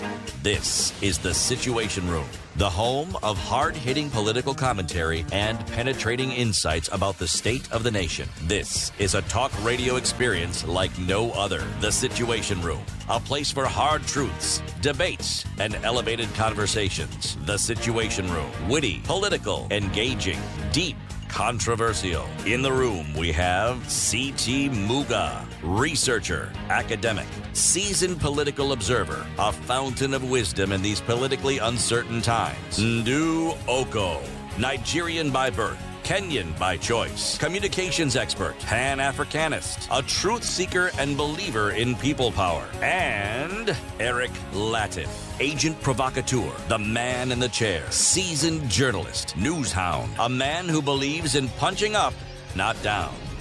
This is The Situation Room. 6 minutes after 9. Kenya's biggest conversation continues into the fourth hour of the show. CT, today's proverb. Right. Around a flowering tree, there are many insects. Mm-hmm. Around a flowering tree, there are many insects. Okay, a good one. Mm-hmm. It's something you're mulling over, I can see. I can see trying to look at very many other ways of, interpreting it. Yes. Well,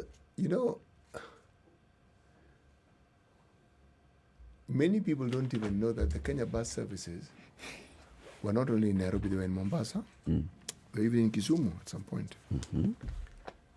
All I'm saying is, when you have had a situation where we were not experimenting, we actually had a service that not only existed but worked. You can't look back and, I can't help lamenting that instead of making progress, we just keep moving back. And even when people tell us we are making progress, I can see the progress that is being made. But must it be at the cost of progress that had previously been made. Must it be at the altar of the sacrificing things that had been done before in the name of new things being done? No, it isn't. Yes. It must not be. Yes. It needs to be end to end, and that's where the issue is. It needs to be end to end. So yes, for example, you're talking about improving the BRT system, making sure that the buses would come from Thika Road, ferrying somebody from Thika Road and cross over. Not just this; it's a network crossover from Thika Road into the other side of the city. If they have a dedicated lane on Thika Road, will they still have a dedicated lane on the other side of the city? Will they still have a dedicated lane when they are crossing over, taking people to KNH? Is there going to be a dedicated stage for this, what is presumed to be a long bus? Is it under construction yet? How long will this take to actualize? The reason why you get the frustration that you get is you can see it starting, stopping, starting, stalling, starting, then you realize, okay, they bought a tire, but they hadn't bought the bus. They bought a seat for the bus, but they haven't bought the bus. You have painted the road, but you don't have the buses. You don't have the stages. So now you come in and start putting up the bus stages, the bus stops, because you've just finished doing the footbridges. So you finish doing the footbridges. As people cross over from this footbridge to the other side, where do they go to? Is that their final destination? Yes, you've alighted from this bus on Thika Highway, you've alighted at this point, you've crossed over the footbridge. So from there, how do you go? Are there matatus that take you inwards? Are they ready? It has to be thought from beginning to end. You've alighted at anywhere around Githurai, not the final Githurai, but this other one at Roysambu. So how do you get to your destination? Is there going to be a matatu on the other end? Is there a dedicated bus stop that has been, or matatu stop that has been built there that it'll be able now to offload the people from? That's where the frustration comes, because you just see, you can see it's there in planning, but when it comes to implementation, we're doing it piecemeal. It's the same piecemeal that you see when an entire road is being designed and being constructed, called Thika Superhighway. And there's another major road that's going to be constructed, that's going to be expanded. It's called Outer Ring Road. But where those two meet, the interchange has not been thought of, or the interchange is not part of the project. So Thika Superhighway is built, finished. Outer Ring Road is expanded, finished. Where they meet at GSU, it takes another 2 years to build an interchange. The question that has to be asked, surely, when these things are talked about, they are planned for. Yes. And they involve planners. There are people called city planners. There are people, there are people who've actually, this is what they have studied. And they've studied it to some interesting degree. I keep harping on this because I know planners. And when you talk to them, my goodness gracious me, and explain it to you, it is poetry. It is seamless. And they tell you, if you did this, if you took this here, if you took this, this the congestion you keep talking about our city and the transport. Yes. Planners can tell you how to do it. How to diffuse it. They will know what to they do. will know exactly what to do, and they'll give you, not a plan, they will give you scenarios, they'll give you plans. We don't have a shortage of these people. No, we don't. We don't. That's not an area we're deficient in. So, because we know that there's a bus rapid system being deployed on Thika Road, as Ngong Road is being expanded, are there thoughts that are being put in place to make sure? This is where I'm telling you the frustration comes in.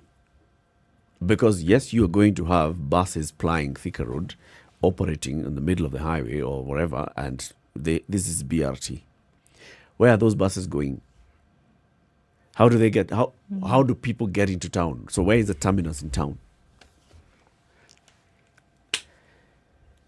Anyway, you talk about. So, yes, we're on the way towards being vaccinated in this country. Okay?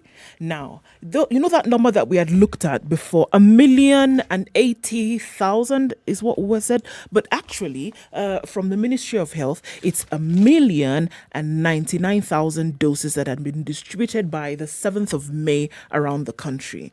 You know, we kept asking ourselves, when are we going to get to this 1 million? When are we at least say that 1 million people have been vaccinated? So 10%, with using official numbers, 10% of the country's population is about 4.7 million people, right?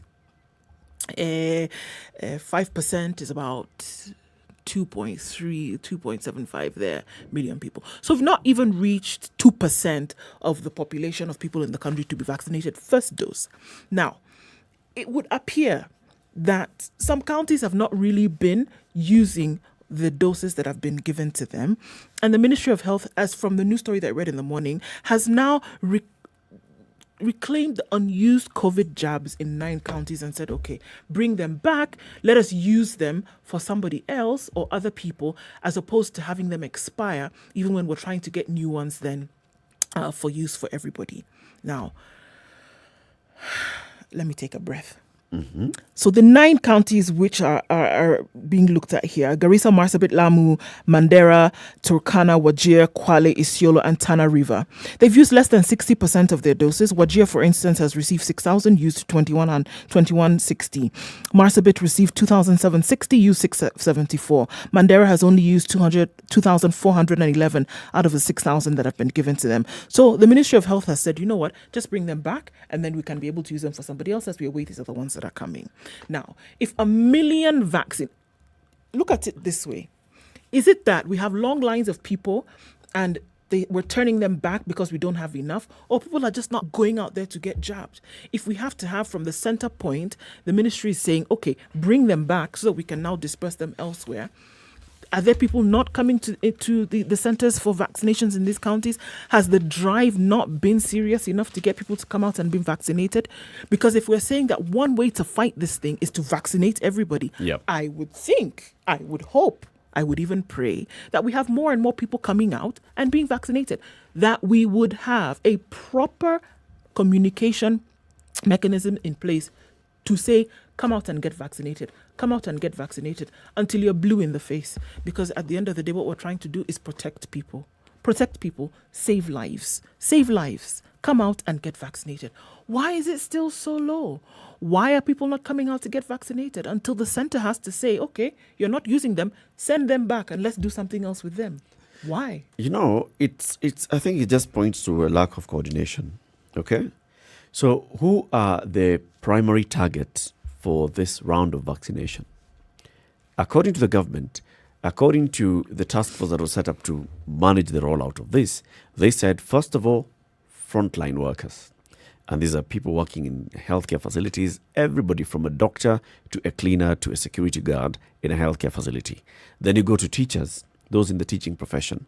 And then you go to those who are in the security sector. And they also expanded this and said those who are 58 and above. Now, if you look at all those people, these are people that the government knows of directly. If you're talking about health centers, there is no health center that's operating in this country that's not registered. So the government knows each health center and where it is. So you can basically go to a health center and say, everybody here today, come for your vaccine, get vaccinated. There are those that may have the vaccine hesitancy. But then, in every health facility, I do not believe that 100% of the people in a health facility all have vaccine hesitancy. No. You'd still be able to get them. If you're talking about the security sector, police stations, police officers actually are not being given an option.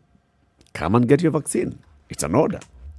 So you're talking about police stations everywhere in a county, to a chief's camp and the cops in the chief's camp in a county, all those people would get vaccinated. Schools, you know where the schools are. If it comes to the people above 58, so if we can start with the people above 70. The government has the data of people above 70 because the government has been disbursing money to these people above 70. So they know them, they have their telephone number, they have their account details, they know where they are. they can actually send them a message and say, come for your vaccine on such and such a day at such and such a center. Has that happened? It hasn't. Now, when you see some counties having as numbers such seriously low numbers, then you ask yourself, what has broken down here? Is it that the county government has not rolled out that program beyond the county headquarters? Why has it not done that? There is no county that does not have a ministry of health in the country, because health is a devolved function. Yeah. So there's a CEC for health, there's a chief officer for health, there are officers under that working in the Department of Health in every county. Vaccination drive and awareness is sitting squarely in the health department of every county. The Council of Governors has been spearheading this conversation about vaccination. So there's no governor who does not know about vaccination, about the drive to vaccinate people, and about what is required to move these vaccines, how much has come to their county, and they are the ones who send the report to the Council of Governors every week on the progress. So what is wrong? How can you find a county has less than 100 people who've been vaccinated? Why? Or maybe it's not being taken seriously. By who? I mean, by the governor, by the deputy governor, everybody by involved. the CEC, by everybody involved, and even because is it that people are not? Because I would be I don't think that the situation in each of these counties is the same. Now it would appear it could be that there are even more counties that have not taken up, or it's these ones that have some left over from what has been sent out. But I don't think that every situation in each county is the same. What is the reason why Wajir, for example, would only have used, would have used Those less than counties half? that you mentioned have similarities. What would be the reason as to why they haven't? Kwale, Wajir, Marsabit, Tana River. Mm-hmm. What? Mm-hmm. Just keep reading. So it's what? Turkana? Infrastructure? No. One, there are counties that for the longest time, yes, infrastructure is a point, but they were considered far-flung. Mm-hmm. Okay? And it's only there are those who argue that it's only with devolution that many of them have been able to understand and see and appreciate and enjoy the services that other parts of Kenya have enjoyed for the longest possible time. Mm-hmm. One, they are not densely populated. That's number two. Mm. In some of those counties, you'll find that people they are pastoralists. They're people who don't live in one big homogeneous big city like we have in Nairobi here. Yeah. They are all over the place. Okay. Now, when you place this alongside what communities consider to be their health priorities or their priorities in health-seeking behavior, Mm-hmm. a new disease that they do not know about, in terms of queuing up with the diseases that they know, it will fall back. It will not be something that is considered to be a big issue. Now, you say that the governors know this, everybody knows this. Yes, they do. But ask yourself, when we talk of COVID, what was the dominant narrative where COVID is concerned? That dominant narrative is what contributed to the stigmatization of COVID-19 vaccination. Because for the longest time, the messaging about it was, it's not there, it's there. Oh, it's actually not there. Oh, it's one of those government schemes to get money from World Bank. See, they brought it up. The money has come. Aha. The numbers are going down. And then social media played an important role in this. We, in the media, we contributed because when social media is abuzz with people who are known doctors, also casting aspersions as to the validity of these things, all you're doing is heaping on the stigmatization that begins. But it was new, people didn't know about it, and just because something is new, people will respond to it in a certain way. They would rather have greater clarity on it. And then you associate with what other people are doing. You want to wait and see, okay, they say it works. Let's wait and see what happens to those who bravely go and get vaccinated, whether they actually, there is some ill consequences that arises from this or not. Now, all I'm saying is, this entire thinking process, coupled with now the one thing that COVID has done, the economic hardships that is associated with. Anytime you talk about someone getting vaccinated, we forget that even if it's free, people need to move from where they are to go and get vaccinated. Mm-hmm. Or the vaccine needs to move from where it is to go closer to the them. people. Yes. Okay? And that's where the role of the government comes in. Yes. You see, if you go to a health facility today, in any of these counties, you will find people in that health facility. Are you likely to find somebody who's 58 and above? Yes, you are. Are you likely to find a security guard, a cleaner, a nurse, a clinical officer at this facility? Yes, you are. So, why haven't they been vaccinated? Because yes, I understand all those things that we're saying. Yes, there's vaccine hesitancy and the importance that people would place in their health-seeking behavior and all for them to actually go and seek the vaccine. But we're talking about less than 1,000. Less than 1,000 people in a vast county. This is a very small number, CT. It's an exceedingly small number, but the question you want to ask yourself is this. So long as it's voluntary, and it was voluntary, you didn't have to, it will not be prioritized. That's what I'm saying. Yeah, but I think it also goes with lack of information. If there's no drive to create awareness... That's the word, not information, drive. If there's no drive to create awareness by those responsible, and these are the government, to say that we have a vaccine and we'd like to encourage people who are on this age, people who qualify to this point, to come and get the vaccine. You know somebody, blah, blah. If that kind of drive is not being spearheaded by the government, then we will have these issues that we're having. And I think that's where the problem is. You know, so long as the harm that we are speaking of was at the level of discussion and no harm, and you hear of it being read in Nairobi, Turkana is far from Nairobi. Kwale is really far from Nairobi. You will be told that is a Nairobi problem.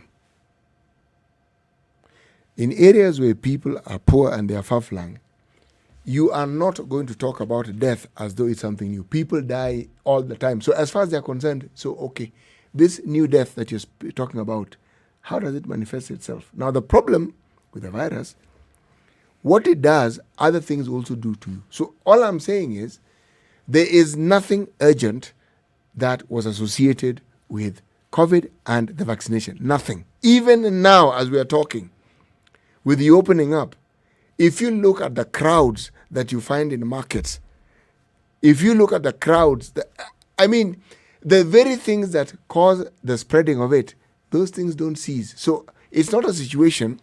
We're talking about those far-flung places. Yes. There are fewer in numbers. Yes. Few people have been vaccinated. As a nation, the seriousness of COVID hasn't actually hit us yet. Not yet. And I'm talking about the government. It hasn't hit them yet, because if it had, they would go about talking about it and dealing with it very, very differently. The citizenry, that seriousness has most certainly not hit us. So it hasn't.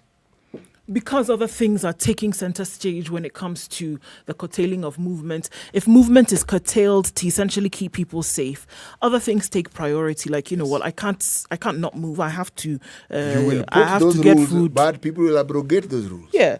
So the same thing that you see now is that okay. So there are vaccines here. Okay, that's very nice, but just keep them here for a minute. We have all these other things that we have to deal with. So eventually they'll go back. So then I think the deeper question that we then have to ask is then, even this first line of defense against COVID-19, are we actually going to be able to execute it if it's not being taken, if the disease itself is not being taken seriously? You know what, I hear what City is saying, but I still want to say it is about the communication by the government. But how do you communicate? Because that's what he's saying. If How do you communicate something that you're not taking seriously? Why are you communicating it? If I've put it on the back burner, why am I going to take the time to actually come and really think about communicating the importance of the same? On the population's part or on the government's part? I don't think it's just one person. Eric, let me take it a step further and explain what I mean by seriousness. Huh? This is a healthcare issue, but healthcare necessities, or the lack of it thereof, did not begin with the COVID. It was already in existence. So you come in with COVID and you come in with the vaccination against that backdrop where basic services have been wanting in most of our health facilities. You haven't created a very healthy relationship between the healthcare that the government's supposed to provide and what the citizens expect. It isn't there. So come in a new disease, bring it in and talk about it. What do you think the attitude of the citizenry is going to be towards this? By the way, where are they going to place it in the order of their priorities? Yeah. We could get there if we were actually talking about a situation where the government has told people, come for vaccine, and they have refused to come for the vaccine. And I am at a point where I'm thinking that the county governments have not done that good a job of telling people this is where you can get the vaccine. I think we're in agreement. Because if you actually look at people, the curfew is across the country.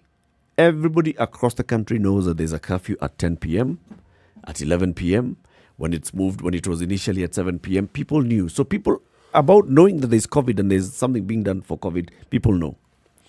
People know what they're supposed to do if they fall sick, either at home or going to hospital.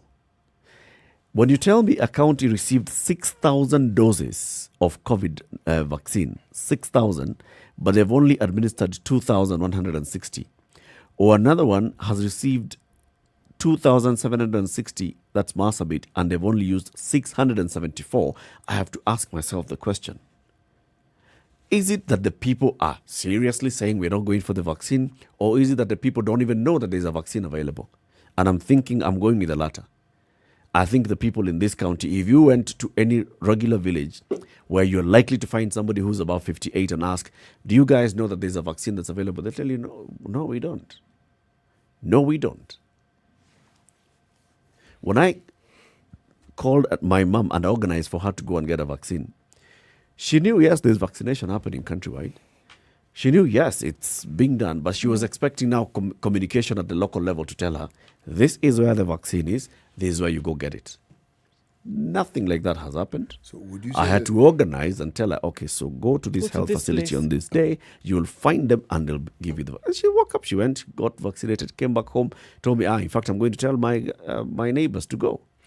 Now, Eric. No communication at all. I said they are not taking it seriously.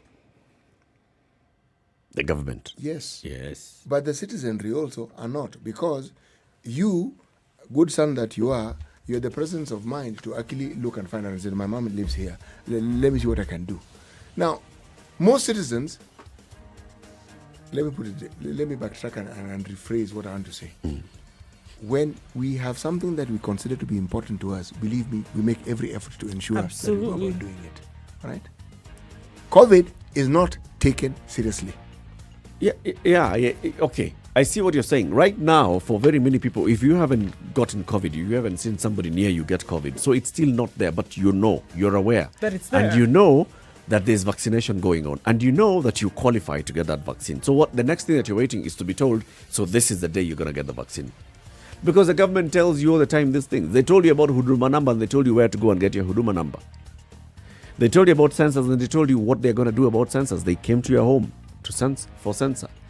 The other vaccination campaigns, they've told you children about this, below this age, we're coming to vaccinate. They even came to your home. Came. So it's the same thing that you're expecting, because you see them announcing and seeing them saying we have a plan in place, and this is how we are starting with these people and then the next people. You're waiting for information. If those with a duty of care to do that are not doing it, this is where we are seeing a problem. And I think the question should seriously be asked of the governor and the CEC for health for each of those counties. How can you receive 6,000 and you do less than 30%? How? What are you doing? Show us the efforts that you've made so that then you can come and tell us, you know what, we camped somewhere, we had a lot of awareness, we even used the chiefs, we used the ward administrators, we used all the structures that we have at the national and county level, but people came and told us, Atutaki. If that was the case, it's a different story, and I doubt it is. 9:30, let's take a look at the weather and traffic. Roads are seriously crazy this morning, huh? Yep. Whoa. It's really bad. Okay.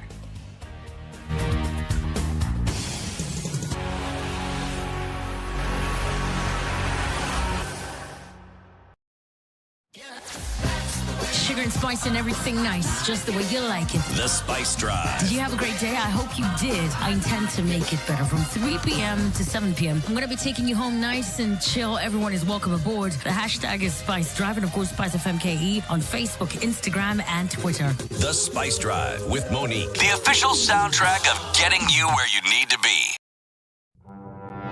There's so many people peddling what is false and that it bears remarkable resemblance to what is true. Politicians have their agenda, and their agenda is to use every opportunity to sell that agenda and to loot this nation. I have seen major strides that are done in this country when we talk to each other as against talking at each other. We start getting back into the tribal cocoons which were put to us by the colonial powers. You know, they gave us physical freedom but not mental freedom. We're still mentally colonized today into these cocoons of tribe. Now, if you live in an area where it's difficult to find a dog, He's a goat.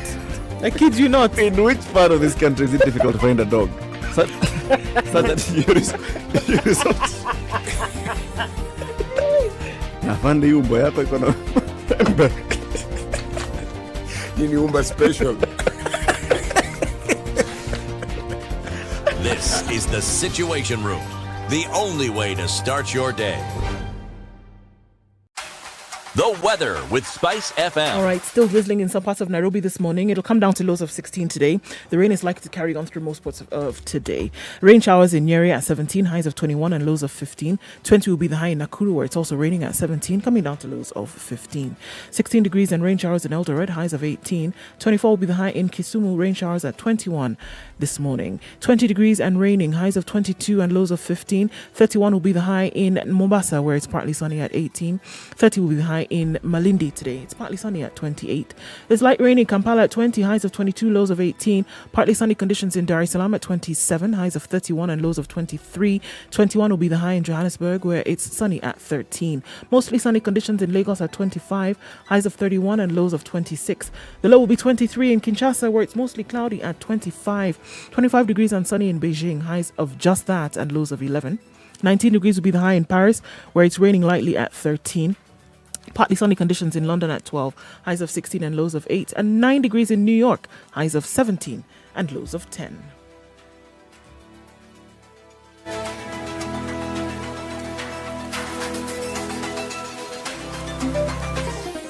Chilled Spice.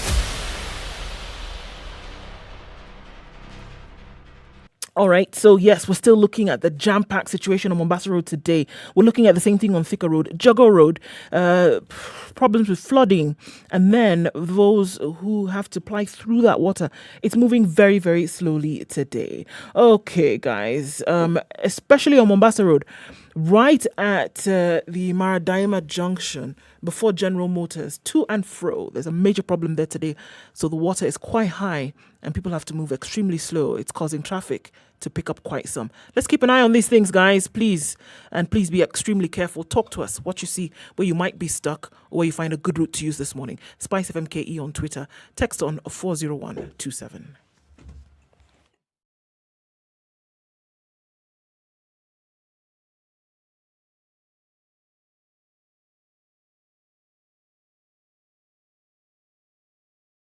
Spice and everything nice, everything nice. Spice up your life. Mature, intelligent talk every morning. Spice up yourself. 25 to 10. Becky says, those counties are hoarding vaccines, and you'll soon hear of them, of people selling those same vaccines from those counties. Well, they need to do that very fast because the vaccines themselves will expire. They will.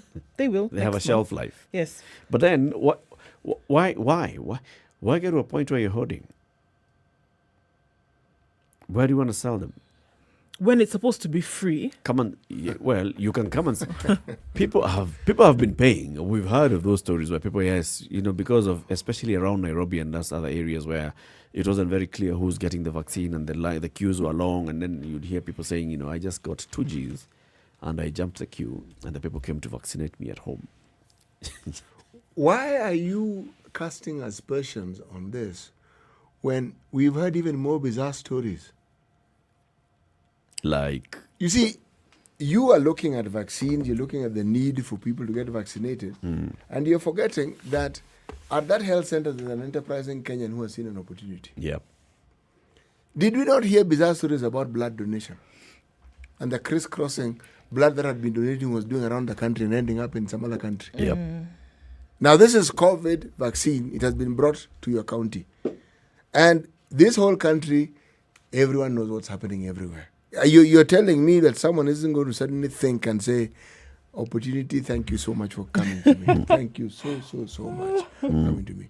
What I even want to find out is not whether that vaccine is actually being hoarded. I want to find out whether it actually exists. Whether it actually is there. Yes, I know people have been just data. Yes, it's just data because the vaccines may have arrived in these counties, but it's not in any storage anywhere in these counties. That's an interesting perspective. Malcolm in Mombasa, good morning. Good morning. Good morning. Okay, I would like to contribute about the vaccine. One thing that people are getting kind of not getting vaccine is not about the government not giving information.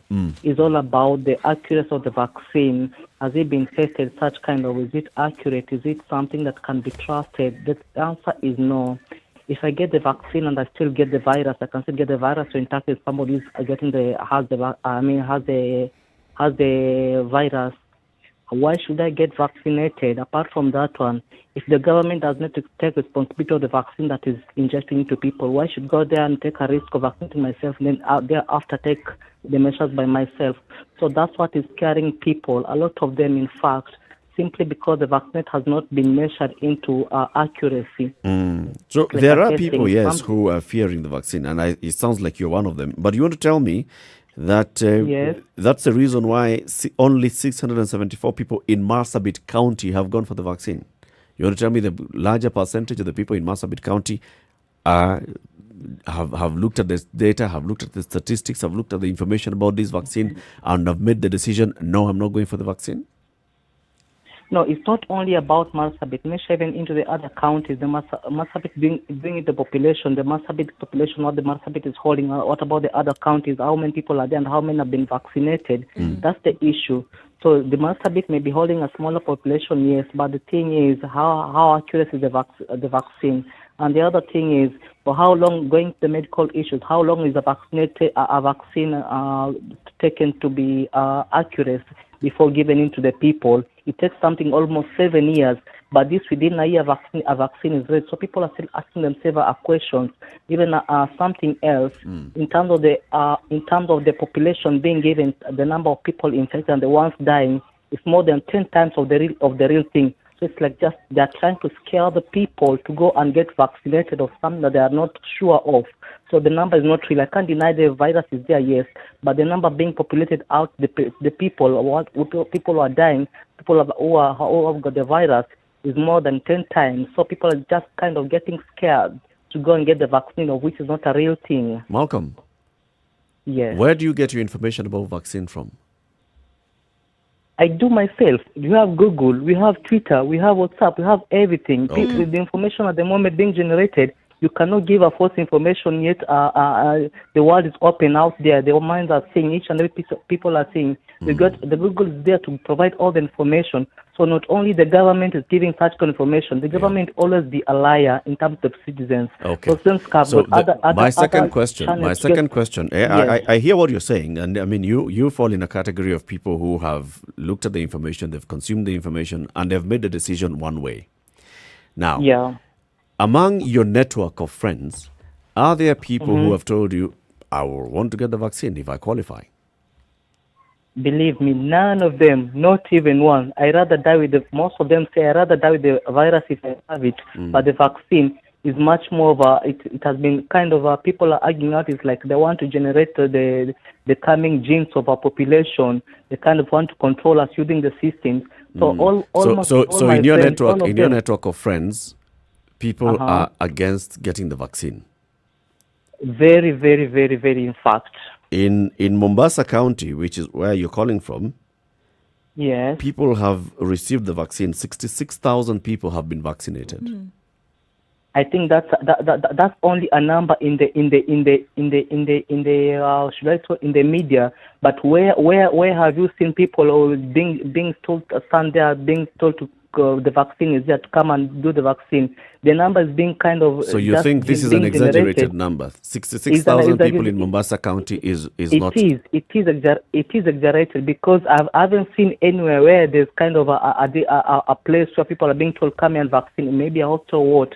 So they're just exaggerating these people so that to make others follow up. Well, the fact of the matter is, Malcolm, there are places where people are getting the vaccine. That is for sure. That's for sure. I know. I was also that at is for sure. Masakara. That's for sure. But the number is being exaggerated just to make you feel like you are the only one who is not doing it. But if we want to be honest, Malcolm, 66,000 in Mombasa County is actually a low number. If we want to look at the population of Mombasa and look at the number of people who have been vaccinated, 66,000 is but a drop in the bucket. 1 million around the country is but a drop. It's not even 2% of the country's population. Why would you want to tout about a small number like that? Why would you want to make people think that more people are being vaccinated with a really small number? If we're being honest, it's really small. We are actually complaining that nobody has been vaccinated in the country when you're talking about 1 million. Even the 1 million that they brought in, we've not reached 1 million. So it's actually a small number. It's really nothing to be proud about, if you ask me. And it would be anything to use propaganda to go any further about because of 66,000 people who've been vaccinated. Not really. Oh, we lost Malcolm. But I get his point. The point he's making is there are very many people who have not gone for the vaccine because they just don't want to get the vaccine. They don't think that it is the right thing or the right time for them to get this particular vaccine, or that this particular vaccine is the right thing to get. You know that long story that I narrated earlier on about, again, trust issues here. Trust, mistrust between citizen, government, where health services are concerned. And then you couple that with what the social media has actually fed to the public regarding this. Some positive, but what do you think, if you're dealing with a health system that you already mistrust, which information are you going to latch onto, even if there's a positive? The negative will be most attractive. And the moment people start talking about blood clots, people talk about headaches, people talking about renal problems, that's what sticks. Anything else about the good it can do, that one is shunted aside. Yes. So, the really difficult task. And then, there are certain realities that, unfortunately, are not easy to do away with. And if it's a culture and a history that has been with us for some time, it's not going to go away suddenly. Even when the steps that people are taking are to their own detriment, they are not going to consider it to be a big issue. Yep. Not really. People become absolutely fatalistic, and their whole thinking is, I am going to die anyway. So, now, when someone gets there, you tell me, what is this thing that you want to tell them that's going to actually change their mind? You know, for the simple fact that very many of the people that we talk about actually take their children through an entire immunization program. Right? That means that people know and trust immunization. Immunization? Yes. For the very things that you're being immunized for. You know why? They themselves were immunized. So it's something they know. Polio, they know. Yes.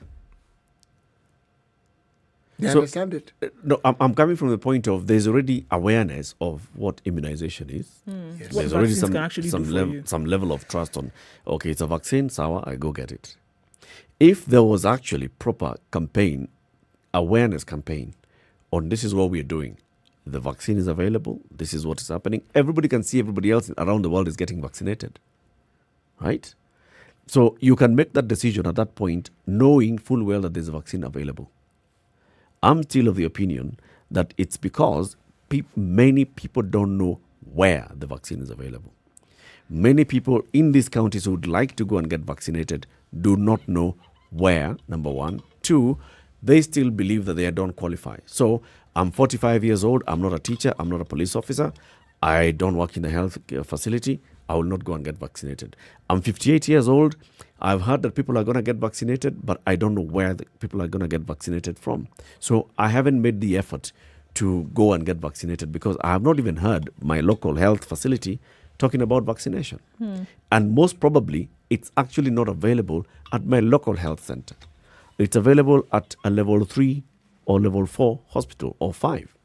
Level 4 or 5 hospital. So it's all about awareness. People don't know. And even the government could argue, we don't want to create so much awareness. And then we get ourselves flooded with people coming to seek this. And then we start turning them back and telling them, no, you're not a teacher. You're not a... Eric, your point is an extremely valid one. But consider for a second, those 58-year-olds, the 60-year-olds and above, many have children. Now, if you have children who are your key informants in such issues and they have a negative attitude towards it, then mzee, wachana hiyo kitu. Wachana nayo kwanza. Don't bother. Let's wait and see how this thing is going.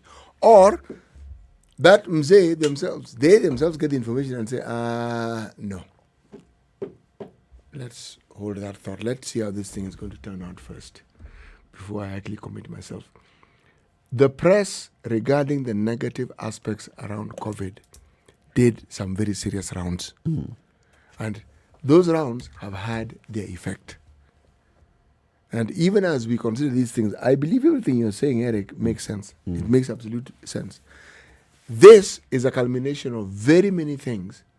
Many, many, many things. You have a situation that is horrible, threatening, deadly, but because of other narratives around the healthcare system, other narratives around the government participation in the healthcare system, other narratives about the negative aspects of the vaccine, it is trumping any positive things or any positive knowledge that people have had regarding vaccinations. That's true. Justus, good morning. Hey, good morning. How are you? We're Hey, fine, Justice, thanks. good morning. You guys are spot on today. You're on fire. I hope this gentleman who just spoke at least took his grandmother or grandfather to be vaccinated while he plays around. I don't think so. Because he's, you are right, because this communication hasn't been done effectively in two levels. In the communication itself, why you need to be vaccinated, and the way it's critical that you be vaccinated, justifying the vaccination. Two is communication of where, access. Where I'm living, actually, I can confess, I don't know which hospital is vaccinating people right now. Yep. That is a reality. People don't know. And therefore, they have left a window where the vaccine hesitance is going to be entrenched, that it now becomes some sort of excuse in itself. Yeah. You get what I mean? Yeah. There's no counter narrative or counter information. There's no counter narrative emerging, because I know personally I want to go and get vaccinated, to be very honest. I know people in my circle who want to be vaccinated. But as you said, the earlier message was that frontline workers first, isn't it? That was the earlier message. Yep. And then after frontline, then the aged. Yep. I have a couple of years before I hit the bracket. Therefore, you don't know. Even if they say now you can access to an earlier age, you don't know whether that is true or whether that is not. That's another rumor. You get what I mean? Yep. So it needs to be clearly communicated. And then lastly, to cities pet health worker, the community health worker. Where are they? Well put, my brother. Well put. Where are they? Yeah, In these, they'd be the ones on the ground, actually. They're the ones who can communicate effectively and convincingly, because they also, some of them could be elderly. They could have already been used to, they have already taken the vaccination, and then people can see the vaccination is working, and therefore they go to their neighbor and tell the neighbor, let's go and get this. Where are they? Or have they been engaged? So communication, that has been the problem with this COVID business from the start. It seems it's going to be dogging it to the very end. My fear is that with that gap, these myths, like the ones the guy is talking about, are going to become more entrenched, and they're going to be a bigger problem. There's that, and as well, it clearly shows that there's lack of ownership. The county governments don't feel like they own this project. This is an Affia House project. They have been given vaccines to distribute, and they just sit back. if they don't have proper ownership of the campaign, then they're not going to dedicate resources on it. Actually, and you can feel it because normally when the county owns the KP, is it called KP, the annual vaccination month? Yes. You see them even in your neighborhood with the yellow overcoat. Everybody will know there is vaccination going on. But right now, nobody. I wish they could have even strengthened the messaging, especially for the elderly, because they can be known. They are known in where they are in the community, so that you emphasize that. Even that one alone, they could have really emphasized that. Yeah. And so now, if they recall, if they get to a point where they're recalling these vaccines, and we're talking about recalling very many vaccines to bring them back to Nairobi, so then what? Bring them to Nairobi and then redistribute, or say. But that's what they're going to do. Now take them to other centers where they will be used really quickly. And then the narrative will shift again. Sisi tulipewa fake ndio sababu zimerudishwa. Yes. Actually, you get it. Actually, just as I'm actually even more concerned about another aspect of it, whether those vaccines actually even exist. Are they reality. There? When they're recalled, will they actually be produced? Yes.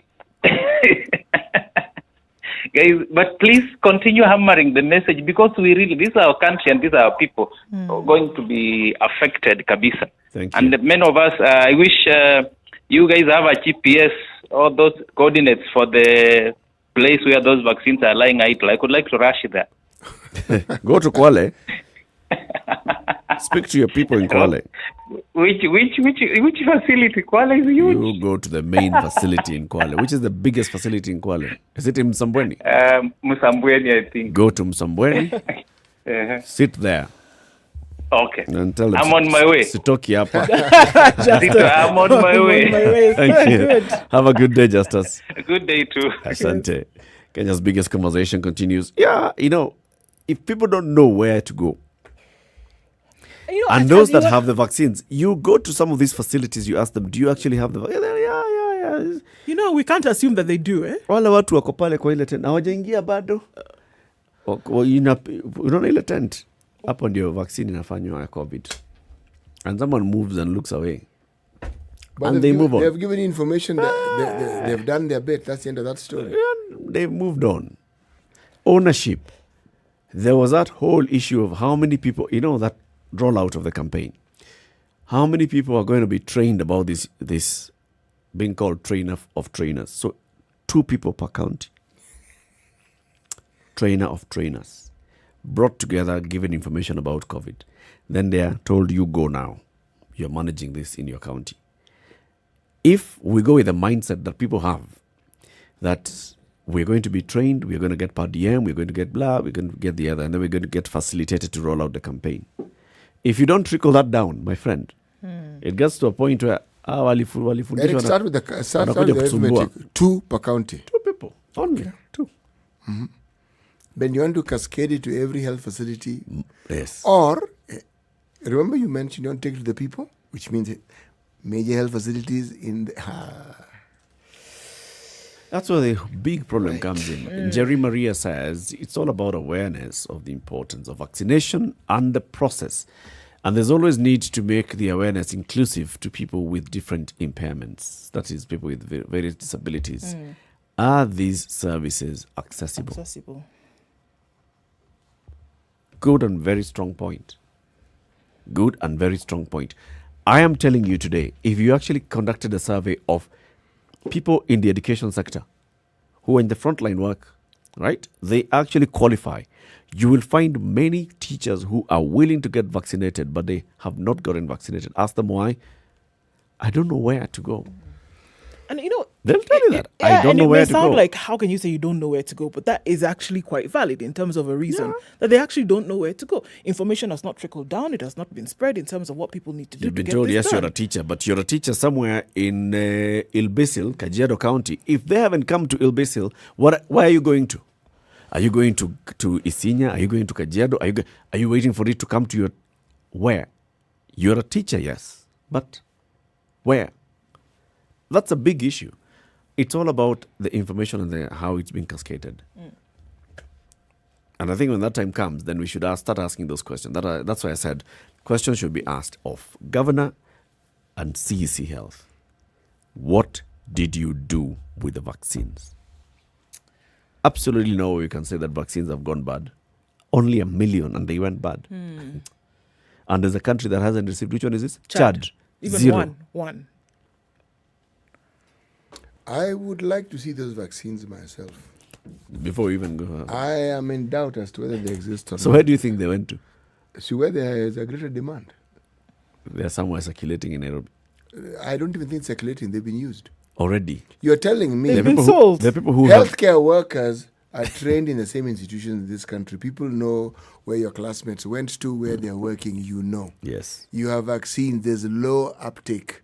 And you know very well there's a greater demand somewhere else. And somebody even has their own personal clients who want to be vaccinated at Personal home. clients. Yes, they do. Yes, they do.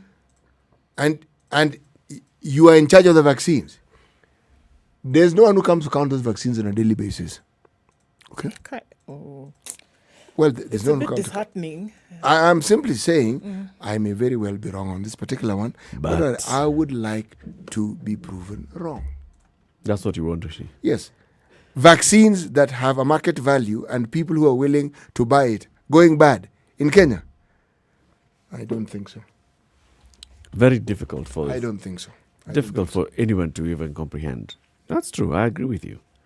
It's quite hard for you to actually even imagine that it's possible that these vaccines are just lying idle somewhere. Yeah, and that nobody's doing anything with them. But at the same time, I mean, I know it has been the norm before where people would take things that were supposed to be meant for people's benefit. But then again, I mean, and I think that if you stop being shocked or you stop feeling a certain way, then we've gone too far.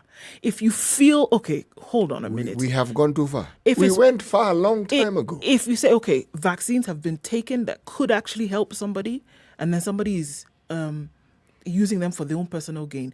If you stop feeling bad about that scenario, then it's out the window. It's done. Yeah. ARVs It's were done. free, and there were people who used to try to sell ARVs. Yeah, if it doesn't shock you, Then then there's a problem. We have issues. Yeah. City.